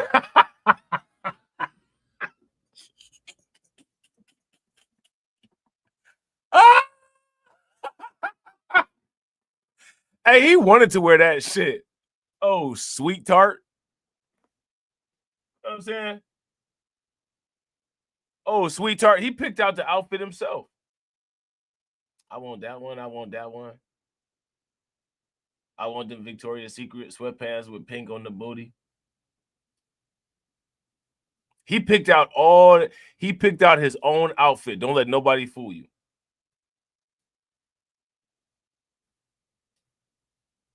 This is a gangster though. This is a gangster. You know what I'm saying? It take a real gangster to wear pink.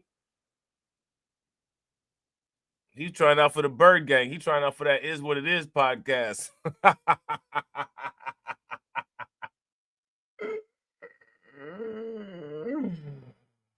Oh man, what's up with it, man? What's up with this, man? What's up with this? She's a woman. At one point, wearing a pink sweatshirt, pink plaid pants, and a bonnet to avoid being caught. Instead of taking a 40... He became, shout out to AB Promotion. AB Promotion said he became Miss Doubtfire. When he get to jail, he gonna be Miss Assfire. Big Mama's house. $1,000 reward. They chose to help a cop shooter try to disappear. Authorities say Dixon obtained a second gun while on the run as he was moved from several different locations to avoid being captured. These individuals we apprehended today had an opportunity to help us capture Dixon before he committed another violent act. Instead, they chose to help him evade arrest. Dixon was taken into custody 48 hours after the police shooting with a self-inflicted gunshot wound. Jayla Call, who lived in the home where Dixon was located, charged with obstructing justice shortly after Dixon was arrested. Hey, he had a rain. I want you guys to pay very close attention. He had a rainbow coalition of female support. Rainbow coalition of female support.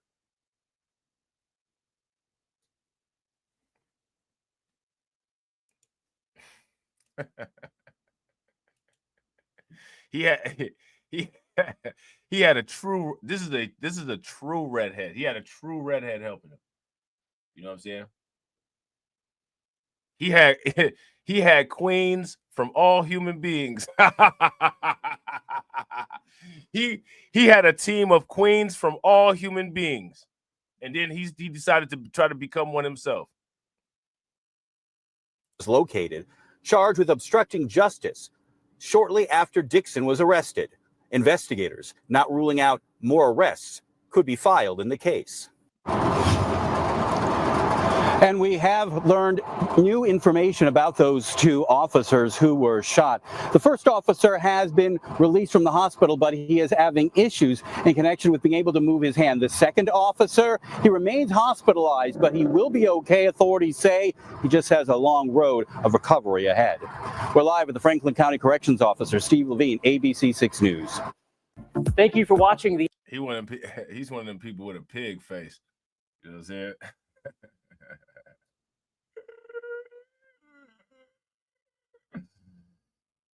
Oh man, he's one of them people with a pig face. Now, how many people heard about this Pittsburgh Pirates employee getting into it with a fan, and then he whipped him with a belt? He said, "I'll whip your head, boy." Look, like, this is wild. "I'll whip your head, boy. You know I will." Look, watch this.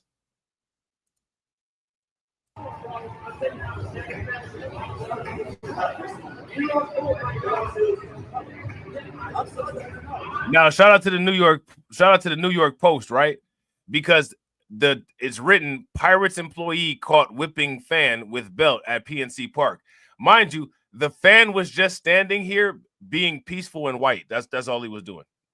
That's all he was doing. He was just being peaceful and white. There was, as you guys can see here, there is literally nothing going on at all. Nothing. Right? That's all. You know. Let's see what else happens.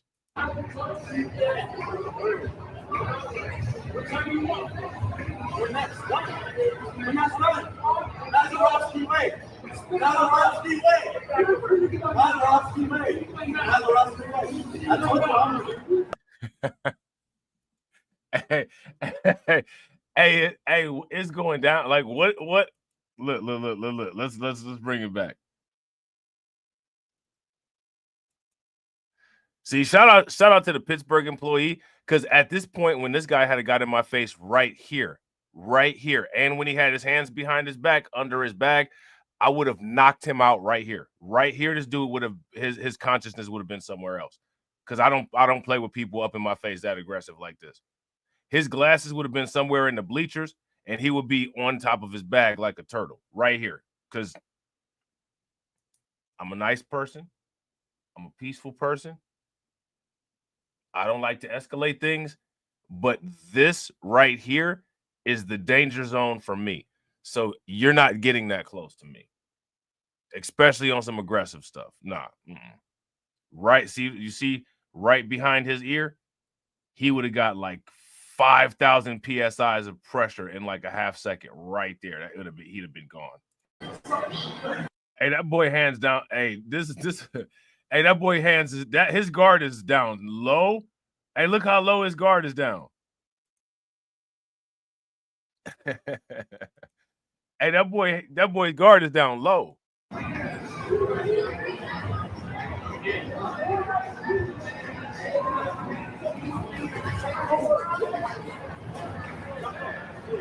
Look how low his guard is. Look how low his guard is. Look how low the guard is. Hey, what's up? Hey, what's up?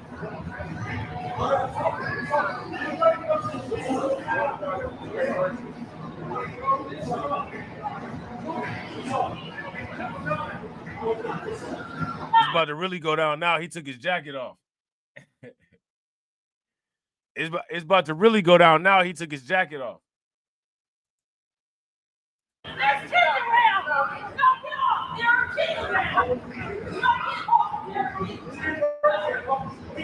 Hey, this chick is huge. Hey, he brought in reinforcements and brought a giant woman.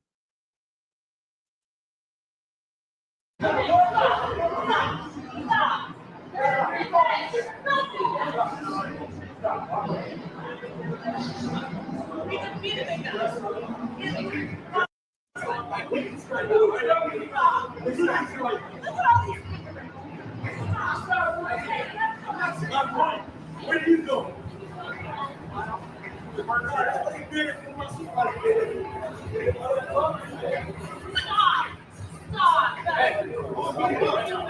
Hey, did he just spit on him?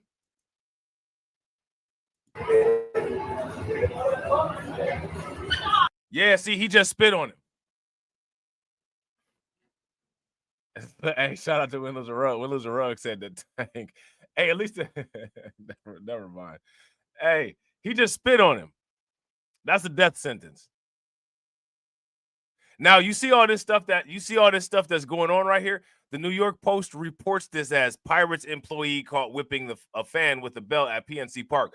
Even though they posted the entire, like they're so stupid, they didn't even post. They could have just cut the part out and just posted the part with him whipping the fan, but they posted everything before it, and just ignore all of that.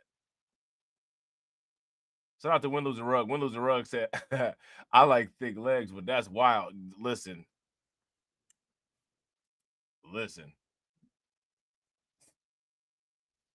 She'll brutalize you, man.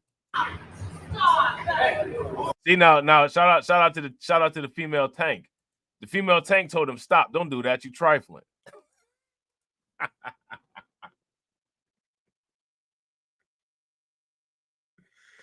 Hey, the female tank said, "Hey, don't do that. Don't do that." Now he spit on this dude. Let's see what happened. Like I said, hey, he lucky he spit on this dude. That's a death sentence for me. I'll do that time. I'll take you right up off the planet. You spit on me. And I'll do that. I'll do that time. You know what I'm saying?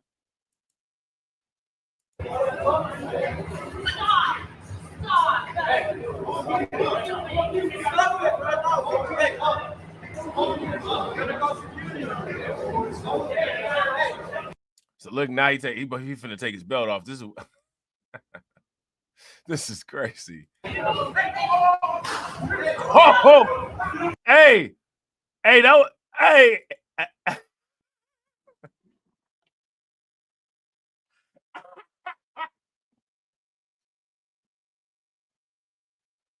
Hey, how many people heard that? If you heard that, give me a thumbs up. If you didn't hear that, give me a thumbs down. Real quick, shout out to everybody watching. If you haven't smashed the like button yet, please do me a favor.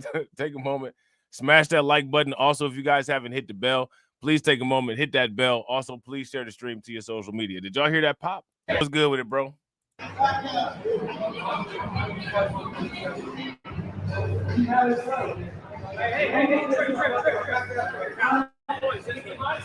Hey, shout out to AB Promotions. AB Promotions said to the ladies, when men are seeing red, get out of the way. Except for unless you built like that white lady, you can stick around. I think that white lady could have held it down. She could have held it down if she needed to. You know what I'm saying? She could have definitely held it down if she needed to. Unless you unless you built like her, get out the way.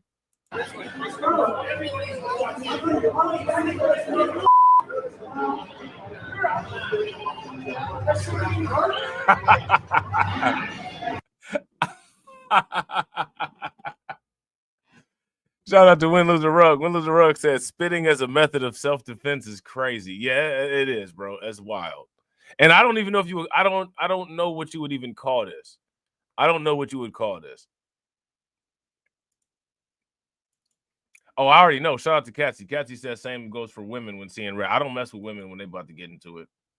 I don't even watch. I just go away. You know what I'm saying? I just go away. Let me see what else happens here. I think it's just a bunch of not too much. No more belt slaps.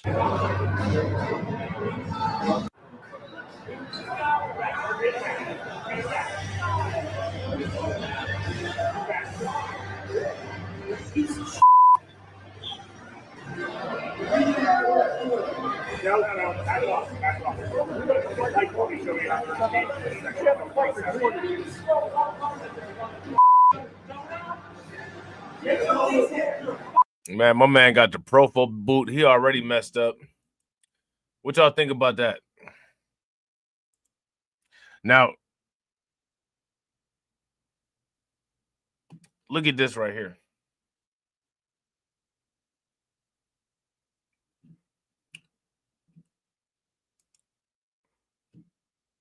Look at this right here.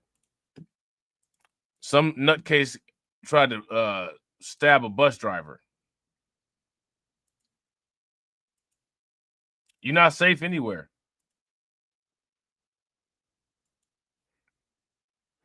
You're not safe anywhere. This is one of the stupid cams. This is where people look really stupid on these cameras. They all stretched out and out of shape. You know what I'm saying? And then they just do stupid stuff on top of it to make it look even worse. Look, watch this. It ain't no way for me to have no sympathy for that. No way. You don't have a bad day. What you want, bro?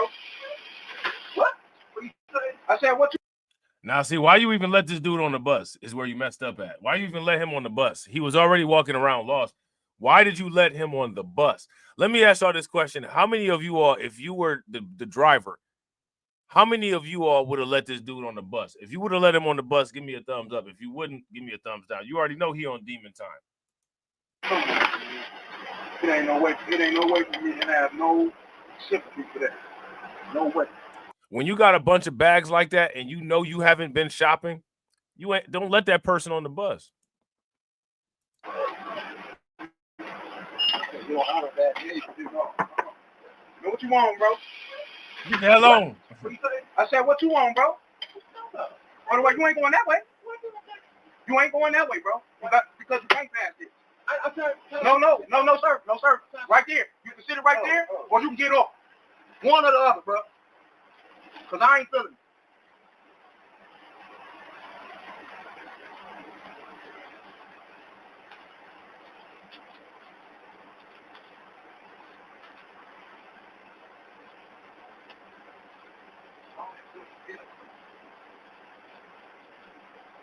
You know, it's all, you know, that's one of the dirtiest.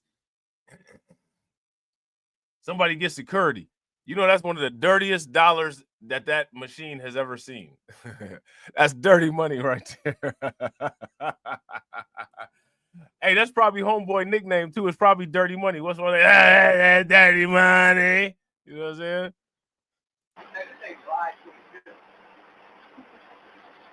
That's when it's done.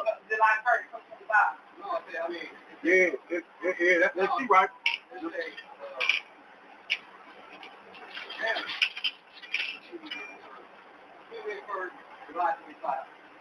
Well, today the 1st, and it's the 25th year of 2025. Yesterday my niece's birthday today, and my other niece's birthday.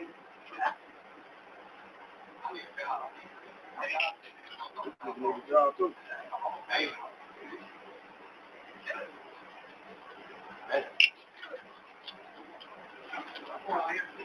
Where I go? Man, come on, bro. You don't understand why somebody don't even want to deal with you, man. This is what you putting us through, man. Can't pull your pants up, man. Hey, man, look, man, I'm gonna call somebody to help you, bro. Hey. No, bro. No, I want you off of here, man. Man, you done pulled your dick out in front of my face. Talk about on my...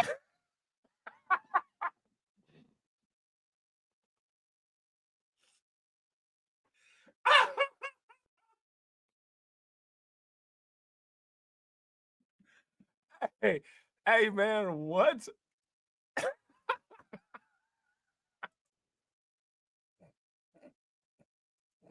Hey.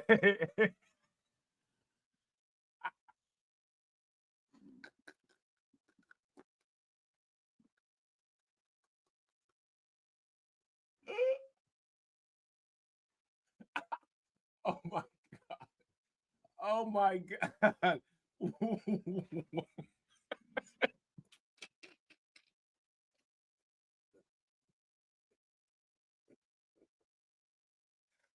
Man, you can't make this up, man. You cannot make this up. Pull your pants up, man. Hey, man, look, man, I'm gonna call somebody to help you, bro. Hey. No, bro. No, I want you off of here, man. Man, you done pulled your dick out in front of my face. Talk about on my life. Get off my bus. I wasn't ready for that. I was not ready for that, man. I was not ready for that. That bus driver, man. Hey, that bus driver mad as hell, man. What? Hands up, man. Hey, man, look, man, I'm gonna call somebody to help you, bro. Hey. No, bro. No, I want you off of here, man. Man, you done pulled your dick out in front of my face. Talk about on my life. Get off my bus. What are you talking about? Don't worry about it. What the hell you talking about? Don't even worry about it.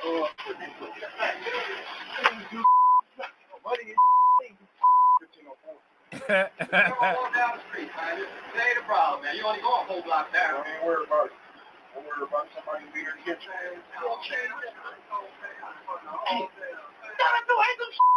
Don't worry about it, man. Somebody be here to get you. Hey, yo, get your ass off. You get beat up for real. I'll beat you up. The man just passed. Come on, bro. It ain't worth it, bro. Hey, man, don't do that. Hey, the bus driver about to beat. Hey, the bus driver. The bus driver about to beat the brakes off that dude. I'm sorry. Say again, please. Come on, bro. It ain't worth it, bro. Hey, the bus driver was about to beat the brakes off of that dude right there. Man, that's crazy, man. Ooh.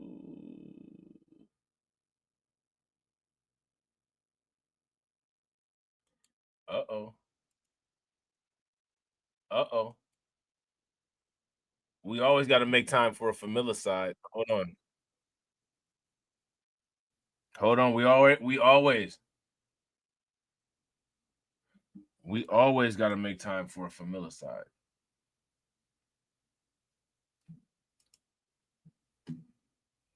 We got a familicide, ladies and gentlemen. Let's take a look. Let's take a look. Because again, you know, when it comes to the familicide, pro-crime culture, these are crimes that don't happen, right?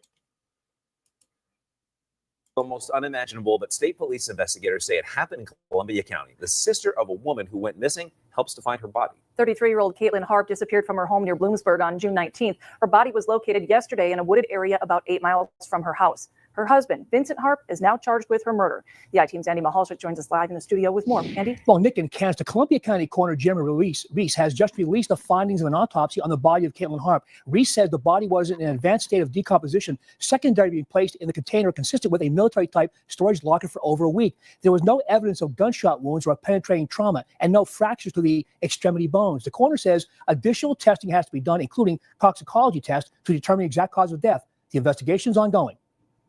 Caitlin Harp went missing from her home on Fairview Drive in Hemlock Township, Columbia County, on the evening of June 19th. On Sunday, her body was found in a metal box in a wooded area of Montour Township, about 8 miles away from her home. This property was once owned by her husband, Vincent. This is video of state police and first responders on the scene Sunday. According to the criminal complaint, Harp's sister, who was leading a search party, helped locate the body.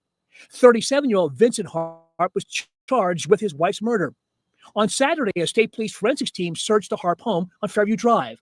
Now, some of the evidence detailed in the complaint includes security camera video from a VFW near Bloomsburg. According to that complaint, Harp's Chevy Silverado was seen on June 20th passing this location, also consistent with his cellular activity. The video clearly depicts a large green box in the bed of the vehicle. Troopers say Harp's body was locked in a green metal box. Detectives say public interest in Harp's disappearance helped provide useful information. The social media tips and public input, did it play a factor in this, helping push it forward? Without a doubt. Again, investigators are working every single day, but every tip that was put in on the PSP Tips Facebook page or called into 911 or Bloomsburg State Police directly, they were looked into and determined whether it was a credible or not so credible tip. But, you know, we appreciate the fact that the public was so concerned with this case, and rightfully so. Troopers say this investigation is ongoing. We will still take any tips or any information that people may have in relation to this case. I mean, again, the arrest was made, but the investigation is still going. Up to this point, in just over a week, we've served 20 different search warrants in just a week. Now, investigators say Vincent Harp gave conflicting statements when talking about the night his wife vanished, but that cell phone data and surveillance video tell the real story. Now, you can see all the reporting on this ongoing murder investigation on 2822news.com. Back. All right, so there's that. Yeah, another familicide, yet another one, right? But again, we're the only ones that are interested in familicides. Nobody else is.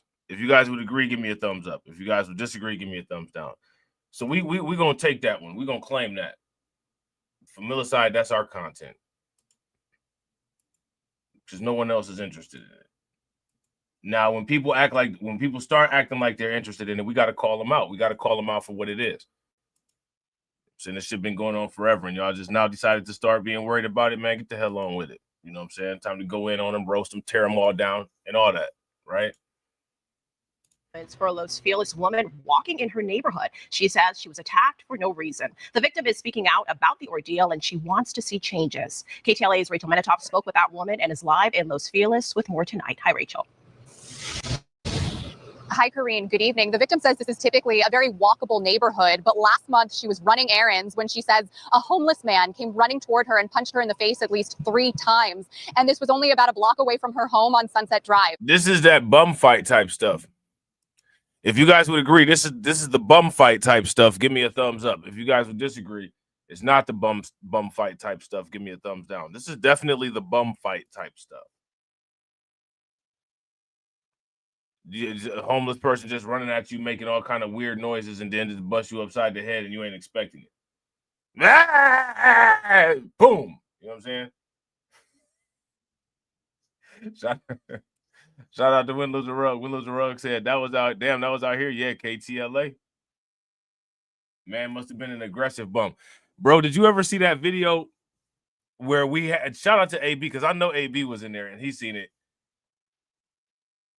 There was a video and it was from the Mercury Times. It was something, I think it happened like in Orange County. And the police was arresting people at this homeless encampment, and like this super bum, like this super bum, mega bum was there. And like, man, they like tased this dude at least 10 times. And just, all that happened would be like, they would tase him. He would stop moving, fall down, and then he would raise back up again off of the ground and just keep coming. Like, it was crazy. Like, they would tase him. He would stop. He'd be like, and then he would just fall down flat and then get right back up. Like, he would just get right up and then take the taser out and keep going. Yeah, it was an older black dude, bro. That shit was crazy. Them homeless people dangerous, bro. They like biologically enhanced soldiers or something. Like,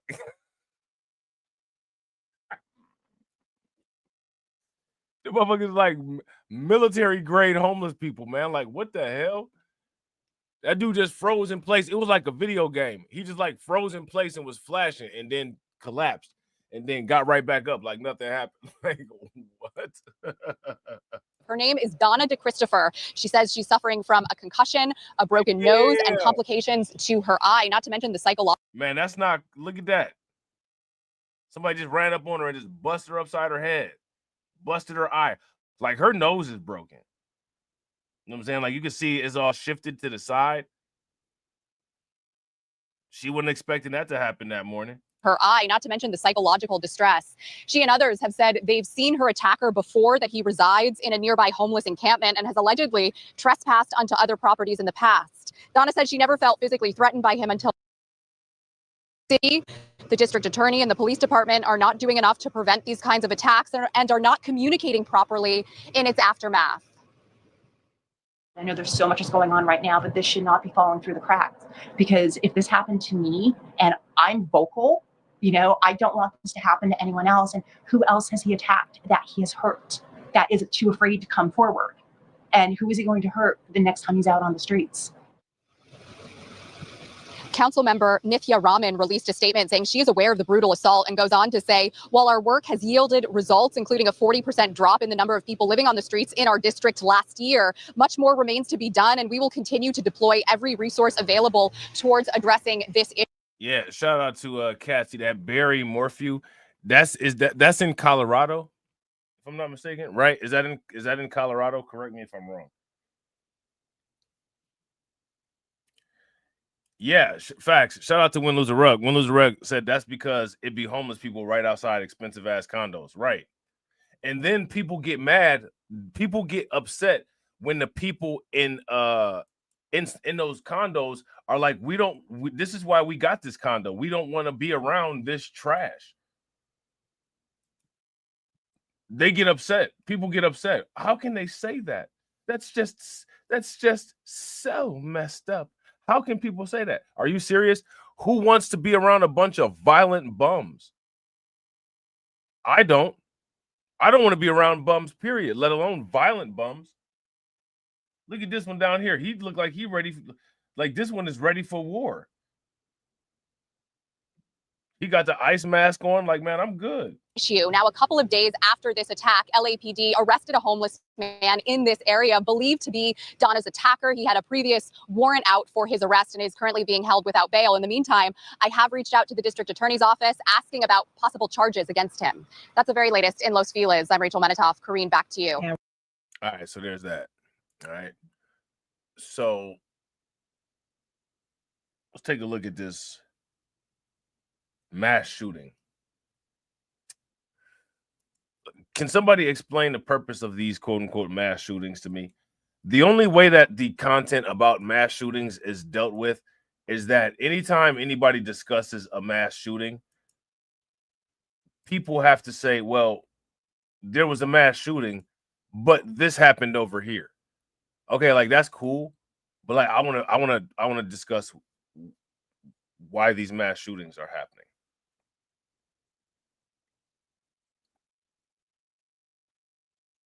I want to discuss why these mass shootings are happening. So here's my question for everybody. Why are these mass shootings happening? Somebody let me know why these mass shootings are happening. What's going on with them? Here goes one in Philadelphia. News. Shooters opened fire on a crowd of people in Philadelphia's Grays Ferry section.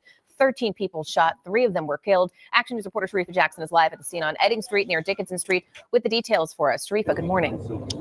Yeah, good morning, Aliana. At this hour, police, they continue to go up and down the block, making note of every single piece of evidence that they can find on this small block. So far, we've counted more than 60 evidence markers. So it's a lot to sort through. In total, 13 people shot. We know 3 of those victims have died. Now, police say the call came in just before 1 a.m., around 12:55 for the reported shooting. According to the police commissioner, officers, they were actually nearby responding to another call, and they heard the gunshots and rushed to the scene. Now, police say they've responded here to this exact block, the 1500 block of South Edding Street, Saturday night into Sunday morning for issues including loud music, large gatherings over the weekend, and they made arrests. Officers, they were sent here throughout the day and weekend to check on the block and just do some patrols. Now, investigators say they are not exactly sure what was happening here during the latest incident, leaving so many people injured. The police commissioner, he had some very strong words for whoever is responsible. Take a listen. Now, look, I want you guys to see this, right? I want you guys to pay attention. As you guys can see, they don't even know why this happened. They don't even know why this happened. And again, I'm asking you guys the question, what do you guys think? Why did this happen?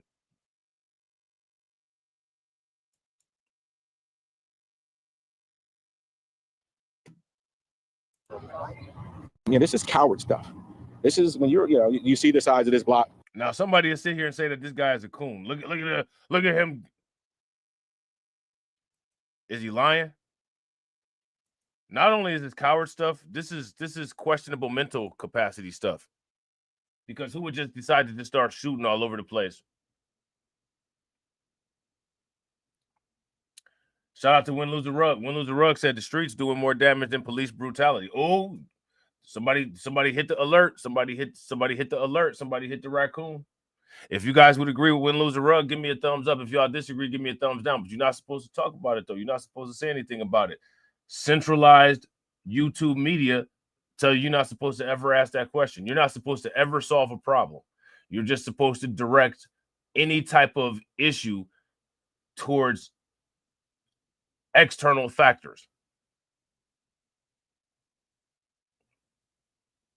And the reason why any type of issues have to be directed at external factors is because the thought leaders can't think. We're too stupid to create solutions. So if we can turf any type of issues that we have to external factors, we could throw our hands up and say, well, things won't change until these people fix this, because we're too dumb to come up with solutions to fix shit on our own.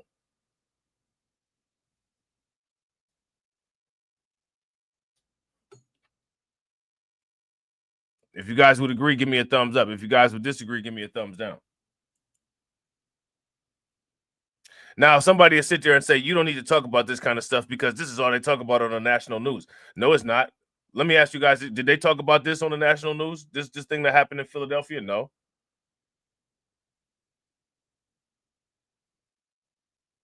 Matter of fact, any of the stories that we talked about today, did they talk about any of that on the national news? So that's a flat out lie.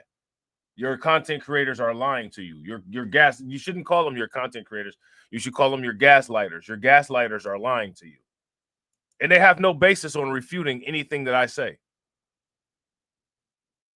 They have no ability to be able to do it. Facts don't support refuting anything that I say. That's hilarious. Shout out to AB. AB said they need to take a play out of the gas station owner who was blaring music from the PA system. Hey, that's hilarious. Right. That's a hood move for sure. The PA system stereo. Yeah, this is coward stuff. This is when you see the size of this block. I mean, just individuals just shooting randomly into houses, into cars, children out here. I mean, this is coward, wannabe thug stuff. This is stuff that it's hard to understand why individuals engage in this behavior. But as we do in all of our investigations, we will get to the root cause and we will bring those individuals to justice. This investigation is only beginning, and we know the victims, they were taken to various hospitals, some by private vehicle. Police say that they transported 8 of the victims to hospitals. We know 2 of the victims who are currently in the hospital are juveniles. They are expected to be okay, but we're not told much about a potential suspect or suspects. Shout out to DJ Elmo. DJ Elmo said, will you cover the Crimecast of the 2 YouTubers who beefed and one deleted the other in public in Las Vegas? I think Moxie reported on it. Yeah, Moxie, shout out to Moxie. Moxie made a video about it. I'm probably not gonna discuss it, not for any reason, just because it's just not something that's interesting to me. I think it's stupid. You know what I'm saying? Like, and again, it kind of goes down that rabbit hole of when I tell people you got to be careful how you moving on YouTube, who you saying things to, whatever. But as far as that shit goes, as far as that situation goes, what I'm saying, it's not something that I really care about to discuss, to talk about. You know what I'm saying? I'm not familiar too much with either one of those YouTubers. I wasn't interested in either one of their content. You know what I'm saying? Like, I mean, if that's something that people would like, for that to be tolerable for me, I would need to be donated a significant amount of Bitcoin. You know what I'm saying? If I'm not donated a significant amount of Bitcoin, I can't waste my time. Is too valuable to deal with that stupid shit. You know what I'm saying? Let me ask y'all, how many of y'all heard about that? Did y'all hear about that? I think the guy's name, if it's not mistaken, the guy that got deleted, his name was Finney the God, and the guy that deleted him was Sin City Manny. Right? Am I right about that, DJ Elmo? If you guys heard about that situation, give me a thumbs up. If you guys didn't, give me a thumbs down. These dudes, the Sin City Manny and them, it was over YouTube beef. These dudes deleted each other over YouTube beef. This is the height of internet era masculinity. You know what I'm saying? Person was taken into custody. Police say they had a weapon, not exactly sure of his involvement in all of this. Police believe that there are multiple shooters. We're live from Grays Ferry. Sharifa Jackson, Channel 6 Action News. Matt? And Sharifa, heavy police presence remains outside Presbyterian Hospital, where several of the victims from the mass shooting are being treated. The video shows a number of people gathered outside while police tape surrounds some of the vehicles. Look at them. Look, let me ask you guys this. Look at all loitering around the hospital. What y'all think about that? You got treated, go home. Parked near the hospital in University City. We reached out to Philadelphia police to find out whether this is related to the shooting on Edding Street. I'm not trying to be funny, man. No, not like no loitering. I got a no loitering policy. Like, man, if I have a business, you're not loitering around the business.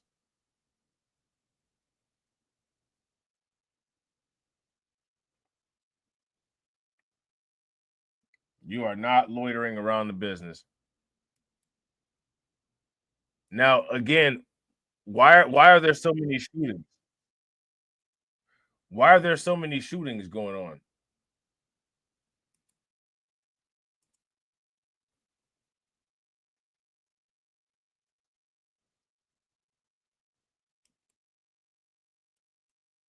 What's up with this? No one has an explanation for any of this.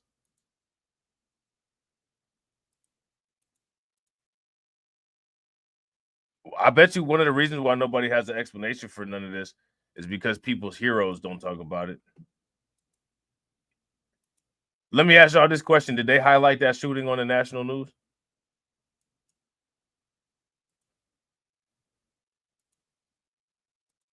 Ripped through Albany's 4th of July celebrations. 10 people were reportedly shot last night. News 10's Amber Fisher joins us live in the studio with what happened. Good evening, Amber.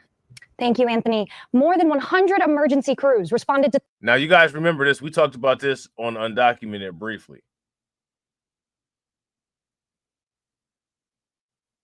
Right? If you guys remember us talking about this on Undocumented briefly, give me a thumbs up. If you don't remember us talking about this on Undocumented, then give me a thumbs down. Yeah, we definitely talked about this on Undocumented briefly. Now, again, I keep asking this question. What's going on here?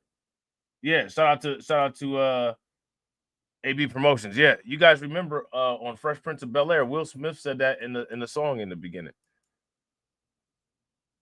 Did a couple of guys who were up to no good started making trouble in my neighborhood. I got in one little fight. My mom got scared. She said, "You're moving with your uncle and auntie in Bel-Air." She did the right thing.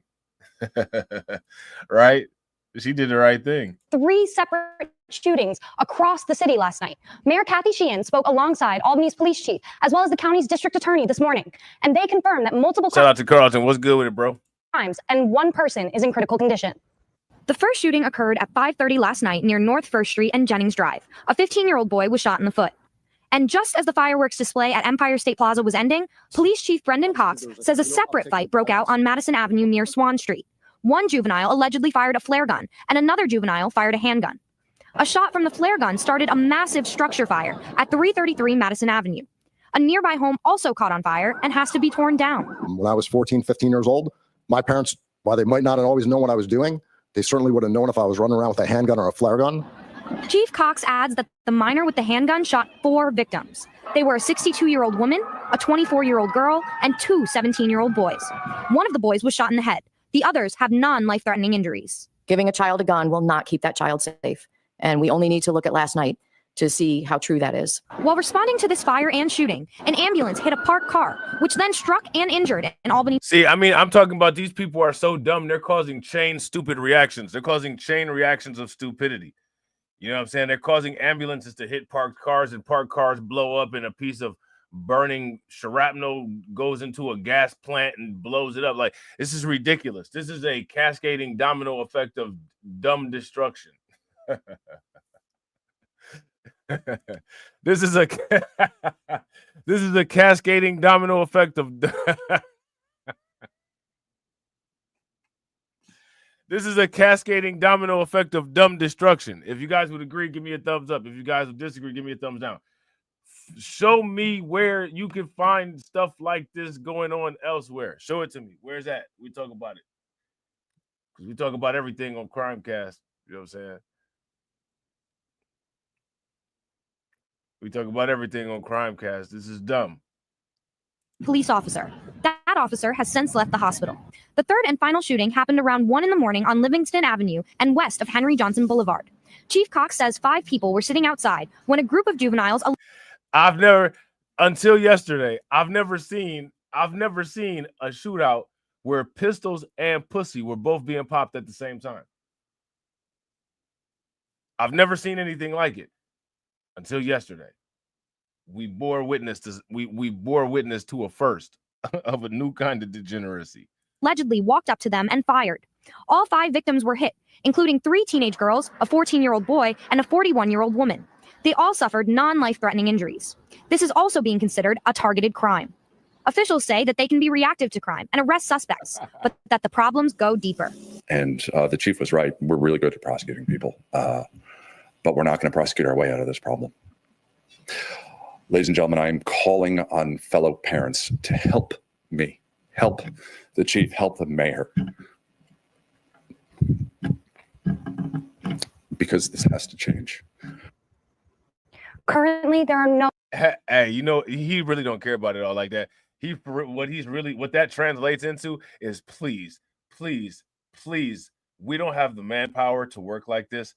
Please stop. I have a vacation that I want to go on in the next month or two. And with crime this out of control and the staff down this low, I'm not going to be able to go on my vacation. I'm not going to get my PTO approved. We need you people to stop.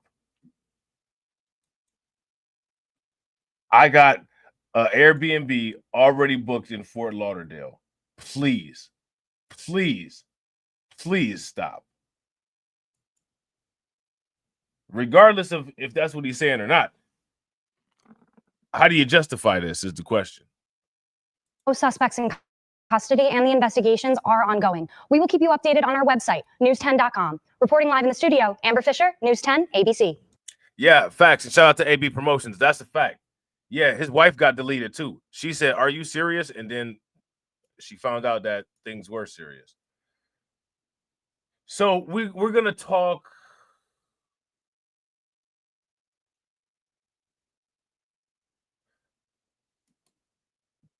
We're gonna talk about some things.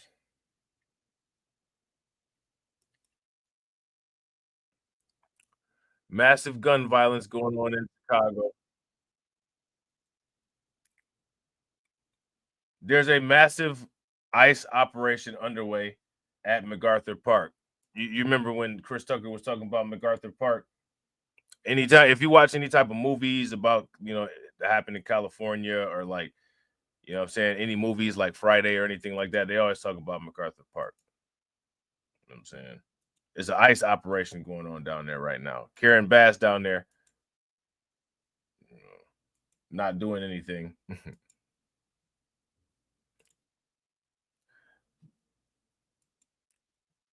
Chicago gun violence. At least 44 people shot, 6 fatally in July 4th weekend shootings across the city. Now, here's my question. Thoughts?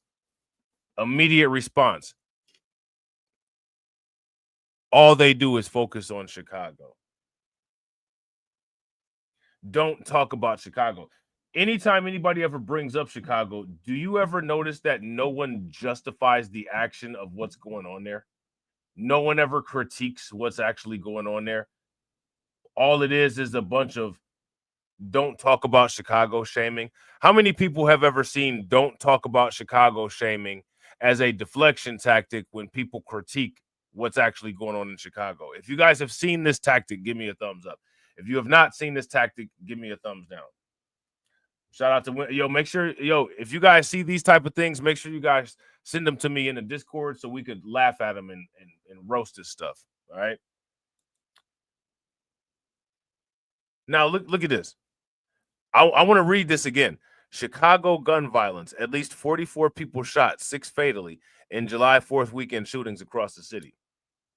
Let me ask you guys this question. What if police killings were adding up like that? What would people say about it? That's my question. I think it's more scary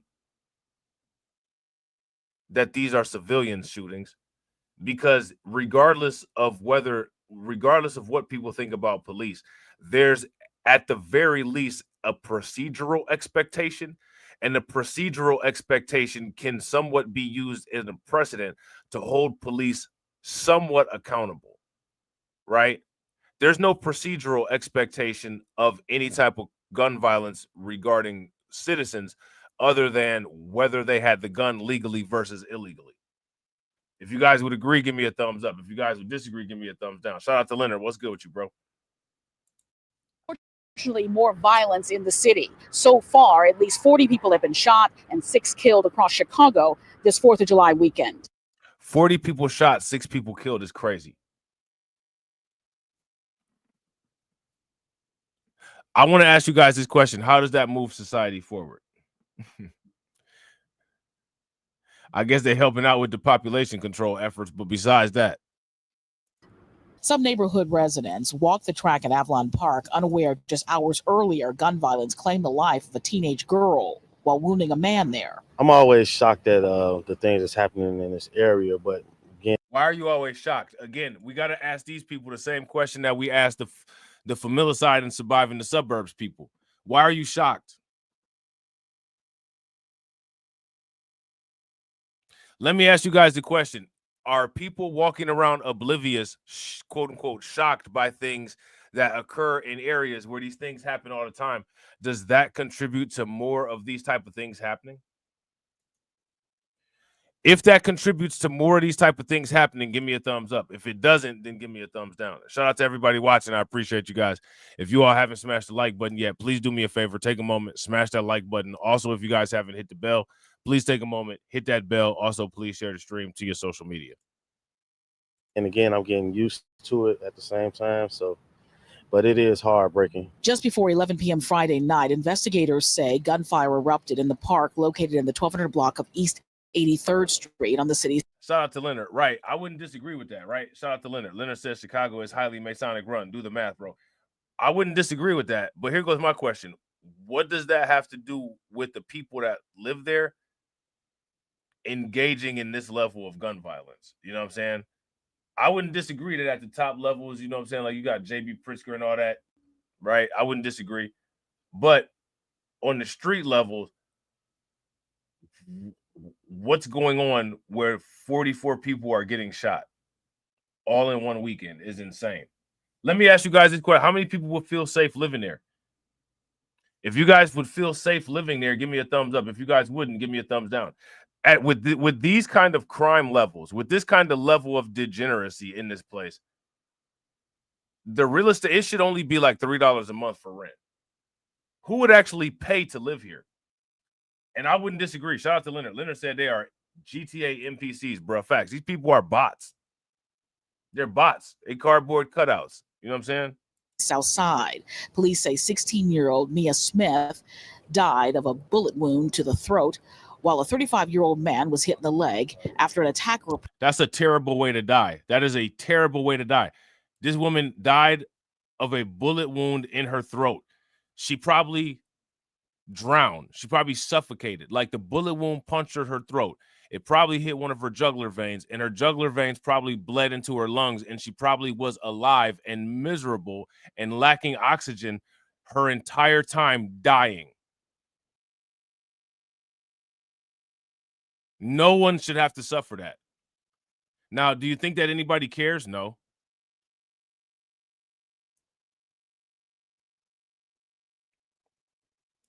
Shout out to Carlton. Carlton said people on social media said that these mass shootings in Chicago are done by W men in blackface silicone masks. Now, here go my thing. I wouldn't doubt that that's the case with some of them, right? I wouldn't doubt that that's the case with some of them, but what about the ones that's not?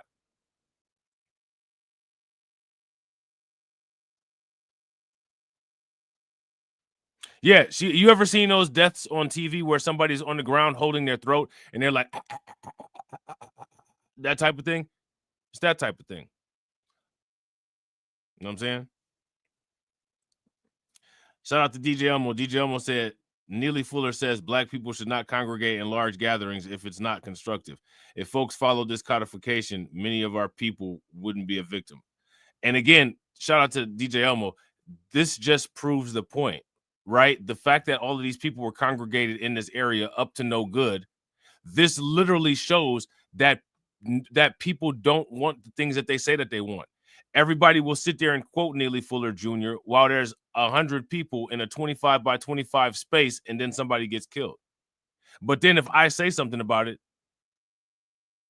I'm the coon.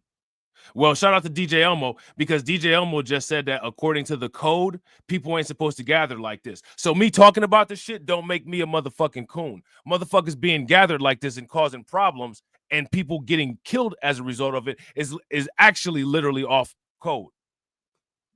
But you got people on social media, people on YouTube, these fucking false fucking prophets that twist and convolute shit. They'll have you thinking that somebody like me talking about this shit is the motherfucking problem.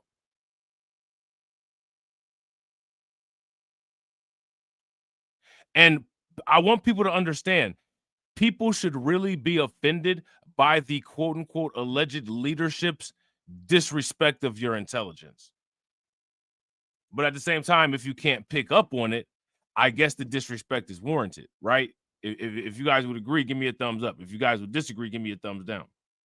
Wound to the throat, while a 35-year-old man. Now, let me ask you guys this question. How many people would want to hear news that a woman in their family died of a random bullet in their throat? If that's something that would make your day, if that's something that would make you, that would just, that's exactly what you want to hear, give me a thumbs up. If not, give me a thumbs down. 16-year-old Mia Smith died of a bullet wound to the throat, while a 35-year-old man was hit in the leg after an attacker approached them on foot and opened fire. In the hours to follow, there would be 2 new mass shootings. The first within the city's back of the yards neighborhood, leaving 7 people wounded. It happened near 48th and Justine just after 11 o'clock. That's when witnesses say 2 gunmen walked up to a crowd and started shooting. 4 women injured range in age from 21 to 27 years old and were seriously or critically hurt, along with a 21-year-old and a 29-year-old man. A 42-year-old man also remains hospitalized. Another attack on the group happened near the Cook County Criminal Courts building. Investigators say 4 men were sitting in a car near 27th in California when another vehicle pulled up and someone inside started shooting. The men, who range in age from 25 to 33 years old, each suffered multiple gunshot wounds. Street pastor and anti-violence activist Dr. Donovan Price says he's concerned about what feels like an uptick in gun violence. Now, again, I want to ask you guys something because we saw this on Undocumented yesterday, and we're going to go over it again today because it's Crimecast appropriate. But my question is, why are people saying that they're surprised about this? How can you be surprised when stuff like this literally happens all the time where you are? I would be more surprised if a night went by without a shooting than I would be if a night went by with multiple shootings. If a night went by with multiple shootings, I would not be surprised. If a night went by without any shootings, that would actually surprise me. How can people be surprised by things that happen repeatedly? Again, like, does that make sense? If something happens every single day and someone says, I'm surprised by that, doesn't that make you kind of suspicious? What? You know?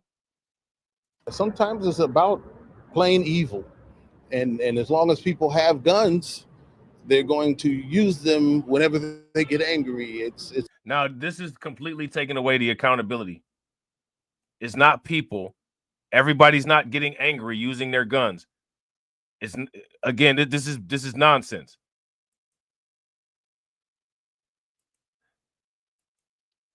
Now, let me ask you guys this question. Is this an adequate explanation to deal with the situation that's going on there?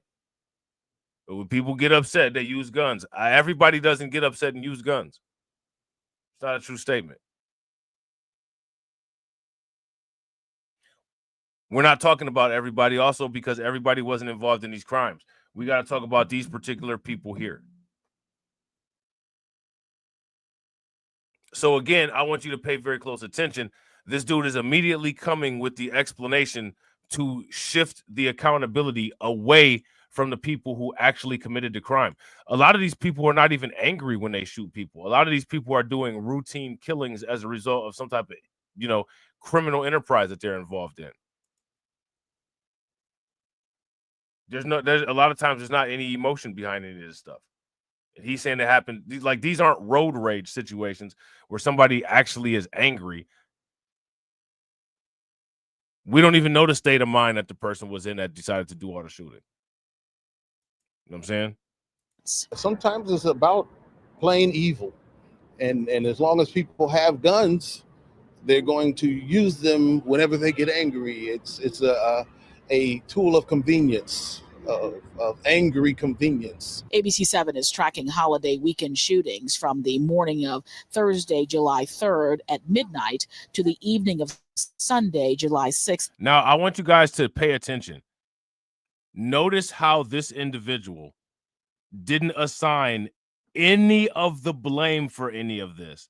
He didn't assign any of the blame for this to the people that did it. He assigned the blame to the gun.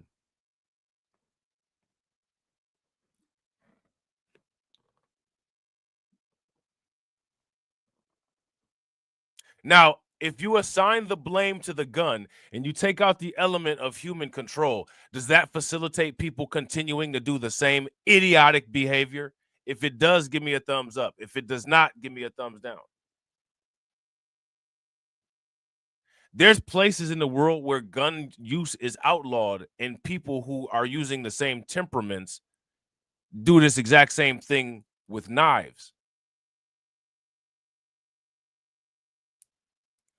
So again, anytime you divert the accountability away from the criminal, we're dealing with pro-crime culture, pro-crime reverend right here, right? Activist Dr. Donovan Price says he's concerned about what feels like an uptick in gun violence. Sometimes it's about plain evil. And as long as people have guns, they're going to use them whenever they get angry. So if people have fists, they're going to use them whenever they get angry. So we should just cut off everybody's hands, right? As long as people have cars, they're going to, drive aggressively when they're angry. So we should just outlaw cars. As long as people have legs, they might kick people when they get mad. We're just going to cut everybody's legs off by his logic. Let me ask you guys this question. How do you feel about his logic? Dr. Donovan Price. It's a tool of convenience, of angry convenience. ABC7 is tracking holiday weekend shootings from the morning of Thursday, July 3rd at midnight to the evening of Sunday, July 6th at 11:59 p.m. At least 44 people have been shot, resulting in 6 homicides, a concern to some Chicagoans fearful about their safety. I have 2 sons, and I'm very concerned about them. I have 2 brothers, one that was murdered and one that was shot. So it's affected me personally. Police continue to... And you still live there. That city has taken out, clearly, harmed your family, and you're still there. Shout out to Alpha Male Pimp Network. What's good with it, bro? Like, this just don't make any sense. Investigate, but so far, no one is in custody and no arrests have been made. No one is in custody. No arrests have been made. So now, again, my question is, what do people think about that?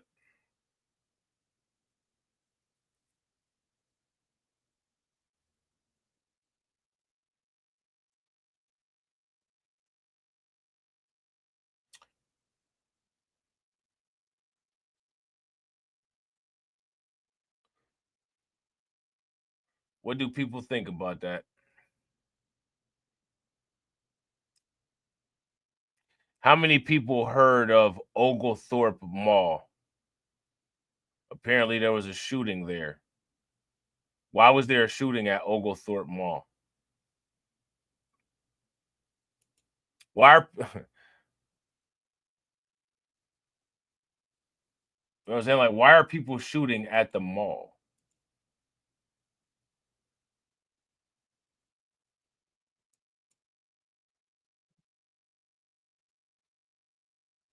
Yeah, I gotta agree. Shout out to Win Lose a Rug. Win Lose a Rug said that lady don't give a F about her 2 sons. If y'all agree, give me a thumbs up. If y'all disagree, give me a thumbs down. In 2025, no one's going for BS excuses anymore. People should have stopped doing it a long time ago. But we're gonna stop. We're gonna end all of that nonsense. You know what I'm saying?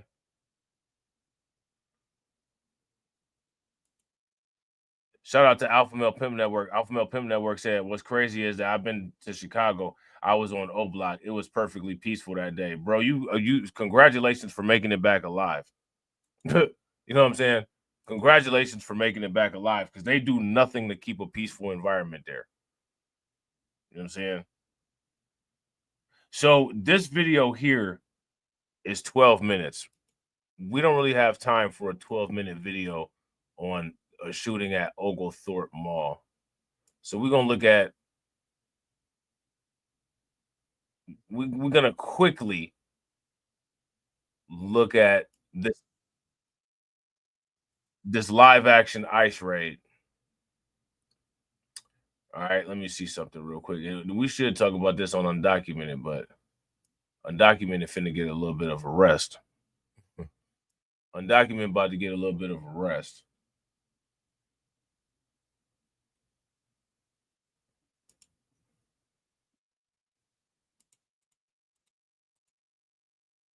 And we're gonna take a look at this. Why is Karen Bass in the middle of this?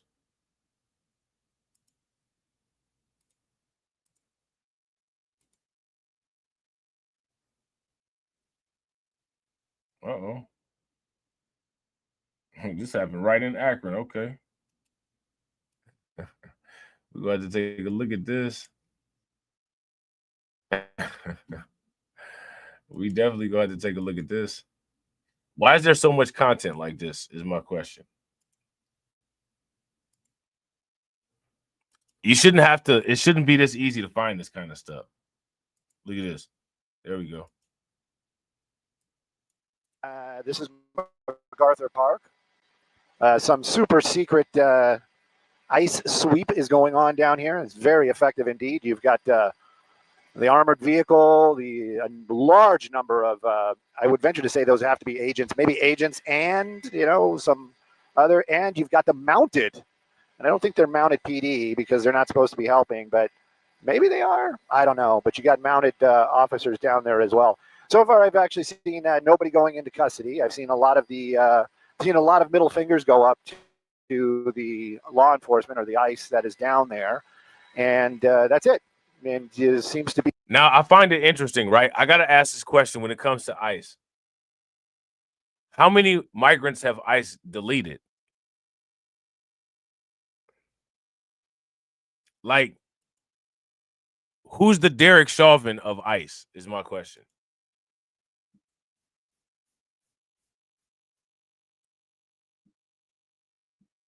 Anybody got anything for me? Who's the Derek Chauvin of ICE? Anybody know? Be more almost more media down there than anybody else in the park, besides the ICE agents. I'm just calling it like I see it. If if this is your first time you've tuned in, you probably might be doing that. Does this guy know his mic is live? Yes, I know my mic is live, and my job is to report what we see, and I am reporting what we're seeing down there. Again, this is MacArthur Park in the downtown area where it seems like they went all out this afternoon or early morning, late morning. And I wonder what it's netting, to be honest with you. But at any rate, you got the mounted officers down there. You've got a large number of ICE and a multitude of vans. Shout out to Win Lose a Rug. Win Lose a Rug said, my brother and me were driving Saturday and someone tagged F ICE on the wall. Like, you can't make this up.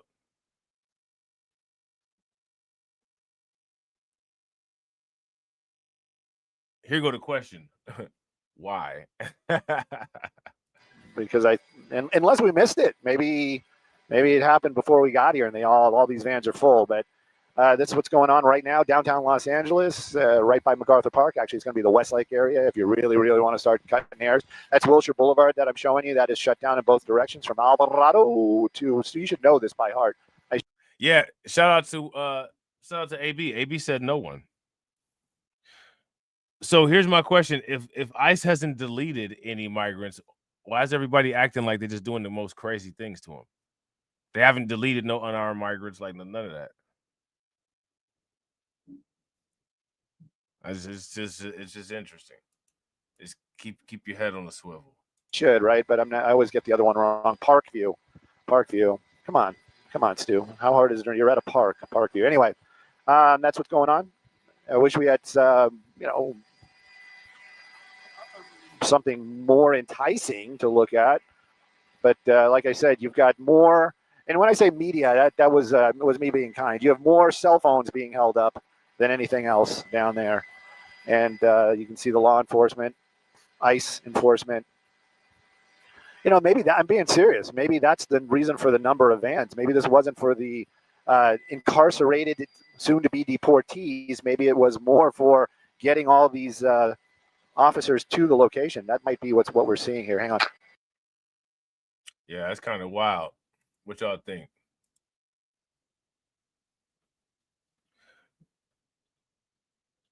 So they said, look like Karen Bass is down there.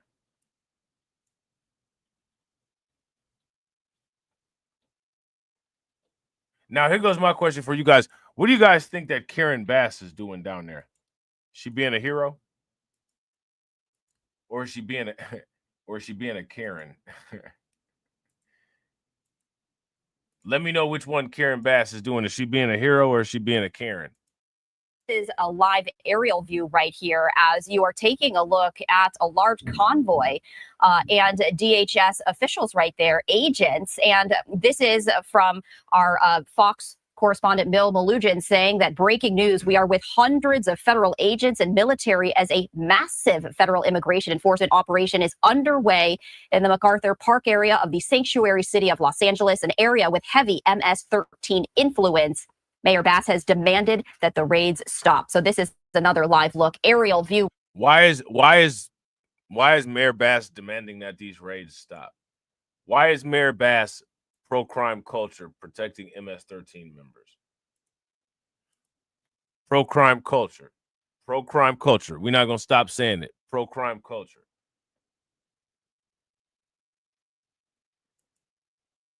Right here from KTTV as hundreds of federal agents and military are part of this massive immigration enforcement. You can see, in fact, the large tanks right there. You can see the agents in their gear. And that does look like it's Mayor Bass, who is surrounded by photographers. So we're working to get more information on this. It does look like she is going to be discussing this with some officials.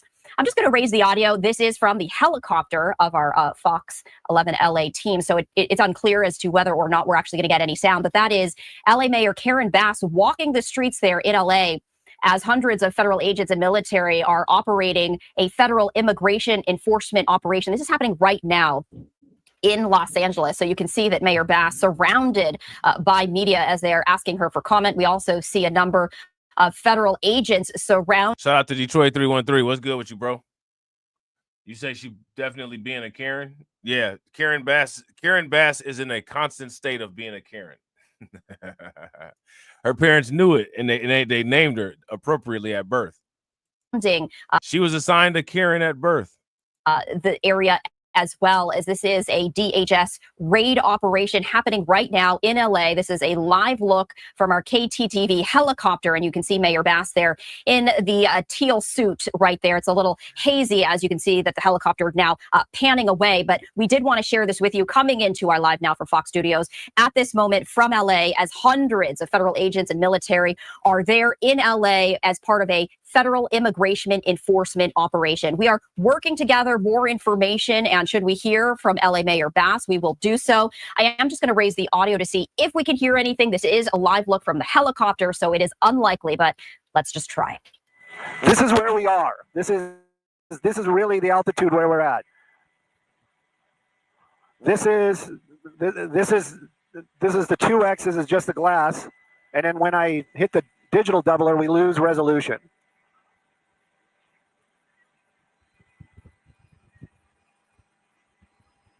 All right.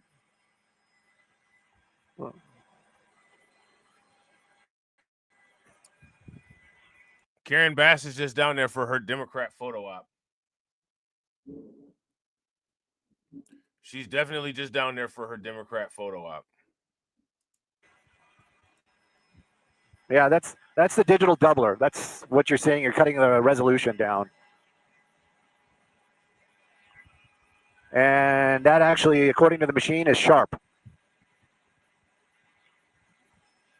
So we are hearing from the helicopter operator right there, and it does sound like he is answering some questions that we don't hear. But this is some breaking news out of Los Angeles as a federal immigration enforcement operation is currently underway. You see a large crowd right there. LA Mayor Karen Bass is at the center of this large crowd. As you can see, some of the tankers right there on the street in LA. And according to Fox News correspondent Bill Malugin, this is an operation in the MacArthur Park area of LA, an area that he says has a heavy MS-13 influence. Mayor Bass right there demanding that the raids stop. And you can see that it's getting a little physical right there as the crowd is kind of pushing towards this police vehicle. You can also see on the right-hand side of your screen some of these federal agents in their gear right there with their helmets on, with their vests. So it does appear perhaps that Mayor Bass is getting into this vehicle as she was surrounded by the media as well as a number of individuals. So yeah, man, that's ridiculous, man. This is just out of hand.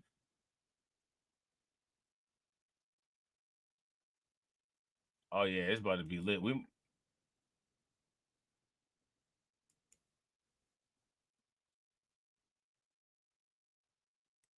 might have to actually throw a little bit of undocumented in there. We might actually have to throw a little bit of undocumented in there. Hold on real quick, ladies and gentlemen. If you guys have not, please do me a favor, take a moment, smash that like button. Also, if you guys haven't hit the bell, please take a moment, hit that bell. Also, please share the stream to your social media. Let me see. I lost it. Damn. I lost it. I had a little video that I wanted to show y'all, but I lost it. All right, let me see what else.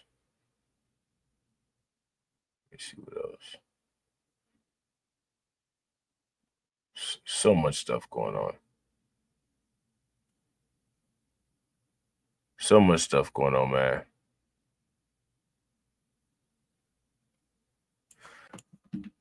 Oh, Lord have mercy.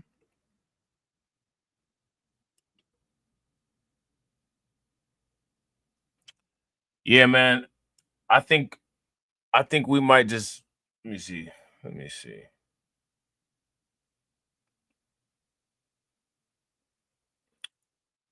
All right, we got to talk about this dude. Before I go. Because this is ridiculous.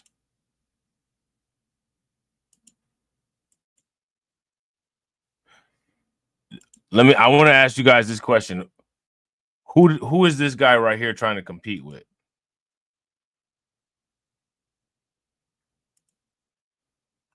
Who is this guy trying to compete with? Let me know who he's trying to compete with. Father. Look at this. Oh, we got to look at these two clowns too. Shout out to them. More content, right? But remember, not allowed to talk about it. Father who murdered infant son by sealing him in a bucket of laundry detergent learns his fate. Whatever his fate is, I'm sure is not bad enough. Now, here's my question. Who made this individual do this? A father who deleted his infant son by submerging him in a bucket of laundry detergent and sealing the lid pled guilty to his crime and learned his fate. According to a probable cause affidavit obtained by law and crime officers, responded to a hospital after a woman checked in with signs of domestic abuse on August 10th of 2024. The woman said that her husband, 29-year-old Elisard Monius. Now, let me ask you guys this question. What kind of name is this here? Elisard Monius viciously attacked her with a tire iron or wrench, resulting in a fractured skull. She also said that he took their 3-month-old son to an unknown location. Okay. Authorities searched the Monius home, but were unable to locate the infant, per the affidavit. Even after finding and arresting Monius, the man reportedly only confessed to attacking his wife, but claimed that he did not know where his son was. Police returned to the house the next day, prompting the damning discovery of an orange bucket in the kitchen.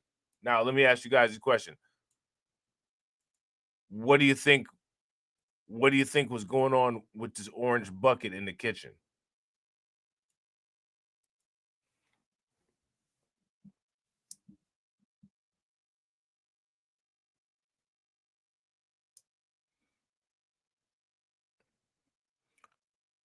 What do you guys think was going on with this orange bucket in the kitchen?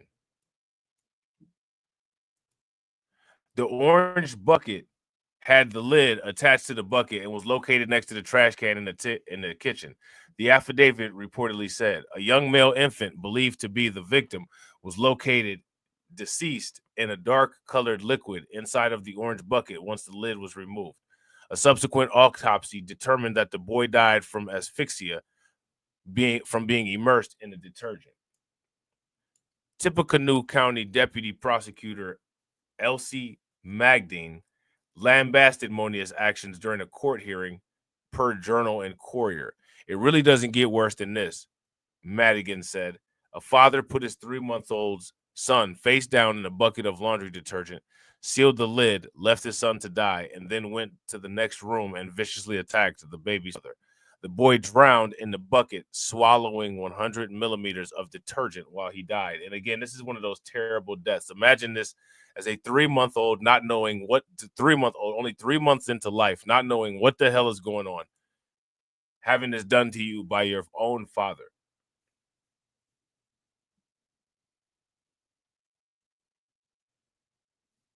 The very person that's supposed to keep you safe. You know what I'm saying? The defendant wanted to teach his wife and women a lesson, she continued. So this is interesting. You can't disrespect a man. The defendant said he repeatedly didn't care what the consequences were. He could not live without teaching his wife a lesson, and he didn't care if he spent the rest of his life in prison, which is exactly where he belongs. I don't know what type of lesson you about to be teaching her.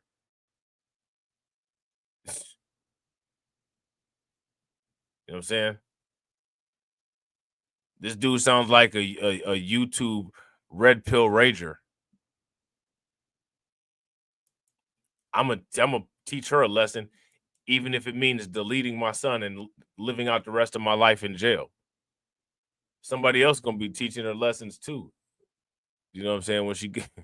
When she get a new man. Like, you can't make this up.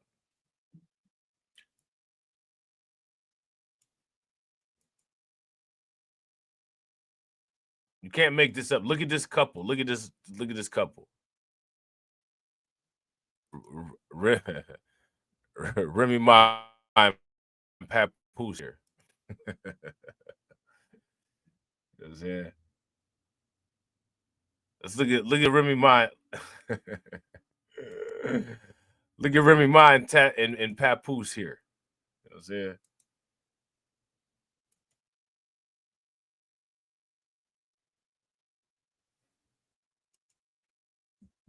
Cincinnati couple could get 17 years in prison for baby's drowning death.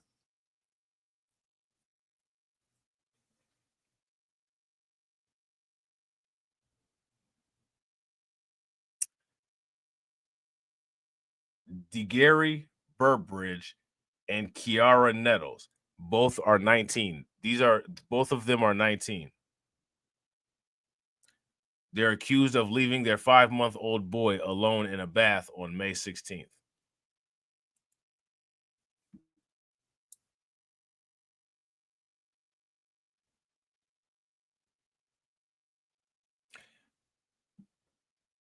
Is it just me, or does anybody notice that studs or stud lookalikes are getting a lot of action these days? A lot of action these days. I think it's kind of bizarre. You know what I'm saying? It's kind of bizarre. I don't know what to say. A West Price Hill couple has been indicted on charges for the drowning death of their baby. DeGary Burbridge and Kiara Nettles, both 19, are accused of leaving their 5-month-old boy alone in a bath on May 16th. Okay. The couple left the baby alone in a baby bathtub filled with water, according to Hamilton County Prosecutor Connie Pillage. A third person asked about the baby, prompting Burbridge and Nettles to check on him. They found him face down and unresponsive, according to Pillage. I mean, what were you doing?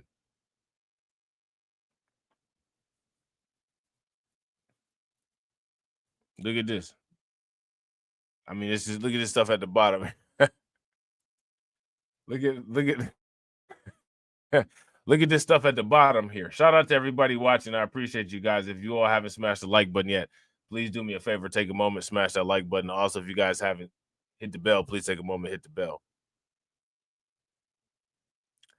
Both were indicted on charges of involuntary manslaughter, reckless homicide, and child endangering. They each face up to 17 years in prison if convicted. More to explore. Let's explore. Mother allegedly stabs daughter in the face and neck, leaves her under a pile of brush to die. What's wrong with these people?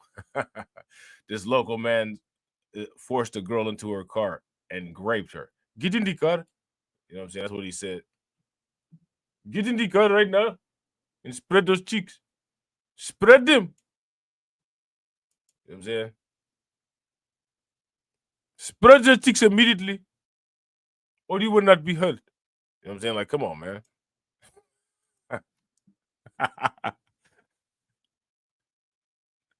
Get in this car right now and spread those cheeks. You know what I'm saying? Like, this is just ridiculous.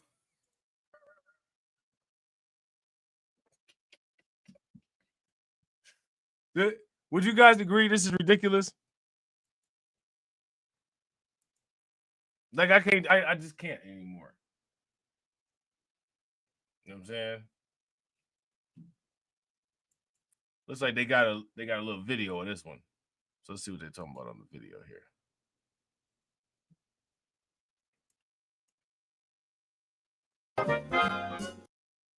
All right, good. It's always good when you can turn the sound off on these commercials. No, you know, it's also cool when the skip button works. All right, there we go. Hold on. You can call it fate. My man right there don't have a neck. That's just a head on top of a collar. Hey, that's just a head collar right there. Homeboy don't have a neck at all. Yeah, he does. Shout out to AB. Facts. He calls her bro, and she tells him to S her D. She one of those crotch grabbing females, man. She grabs her crotch all the time. He probably get turned on by it. Oh, weird self. This dude right here he don't have a neck. It's just a head on top. It's just a head on top of a collar. Like, You can call it fate. You can call it kismet. You can call it whatever you want. But I think at the end of the day, those people were there for a reason, and it's a higher purpose. And thank God that they were there. Deep in the brush at Cecil Webb Wildlife Management Area, two people made a horrifying discovery. A 12-year-old girl, bleeding, weak, and barely able to speak. The victim had been kind of, I hate to use the word discarded, but that's kind of the best way to describe what it was. After the attack, she was left bloodied and under a pile of brush. The girl managed to tell deputies her attacker was this woman, 35-year-old Gwendolyn Gerard, and that she drove off in a gold van. Hours later, Gerard was found in North Fort Myers. Investigators say she confessed to the attack. All the wounds appear to be knife inflicted from all the reports that I've read. There were stab wounds, there were cut wounds, there were defensive wounds on the victim's hands as well, where she tried to block some of the attack. Now Wink News has confirmed through family that Gerard is the victim's very own mother. She is being charged with aggravated battery and aggravated child abuse and is in the Lee County Jail, awaiting transfer back to Charlotte County. Meanwhile, the girl is recovering in the hospital. I can tell you that this one, it shook the sheriff. He said he was speechless. and they just cut him off. That's just it. They don't care about editing the videos properly. You know what I'm saying? Just throw up the content. Just throw this up. Put it on up there. This man is local to where exactly? He's 5'3".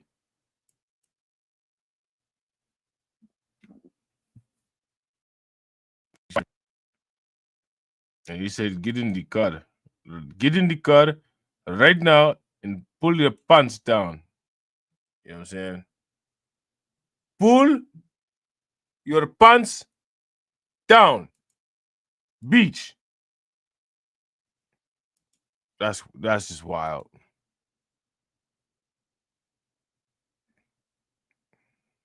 That's just wild. He looking at the camera like somebody was going to give me some pussy. Local man accused of forcing girl into his car and then raping her. He's a mugshot thing right there. They clowning him. They didn't have to put them numbers. Oh man, his name is Tandy Tamang. Oh yeah, he wasn't playing. He had on sandals too. You know what I'm saying? He had on sandals and smelled like onions and was about to get him something that night. A Mount Healthy man, which is a wild name of, I don't know where the hell Mount Healthy is accused of kidnapping and raping a young girl in Trenton. Tandy Tamang was indicted on June 11th. According to court papers, Tamang grabbed the girl under the age of 13 by the wrist and forced her into his vehicle. Police say he took off the girl's pants and raped her. They were found by the girl's father and another witness. Ooh, I know the father probably wanted to delete him. I know that girl's father was, they probably had to hold him back. And he was probably mumbling and babbling. Oh, I'm sorry, sir. I'm so sorry. You know what I'm saying? Hey, 5'3" is crazy. 5'3" is definitely crazy. Like, bruh, for real, you like a little person.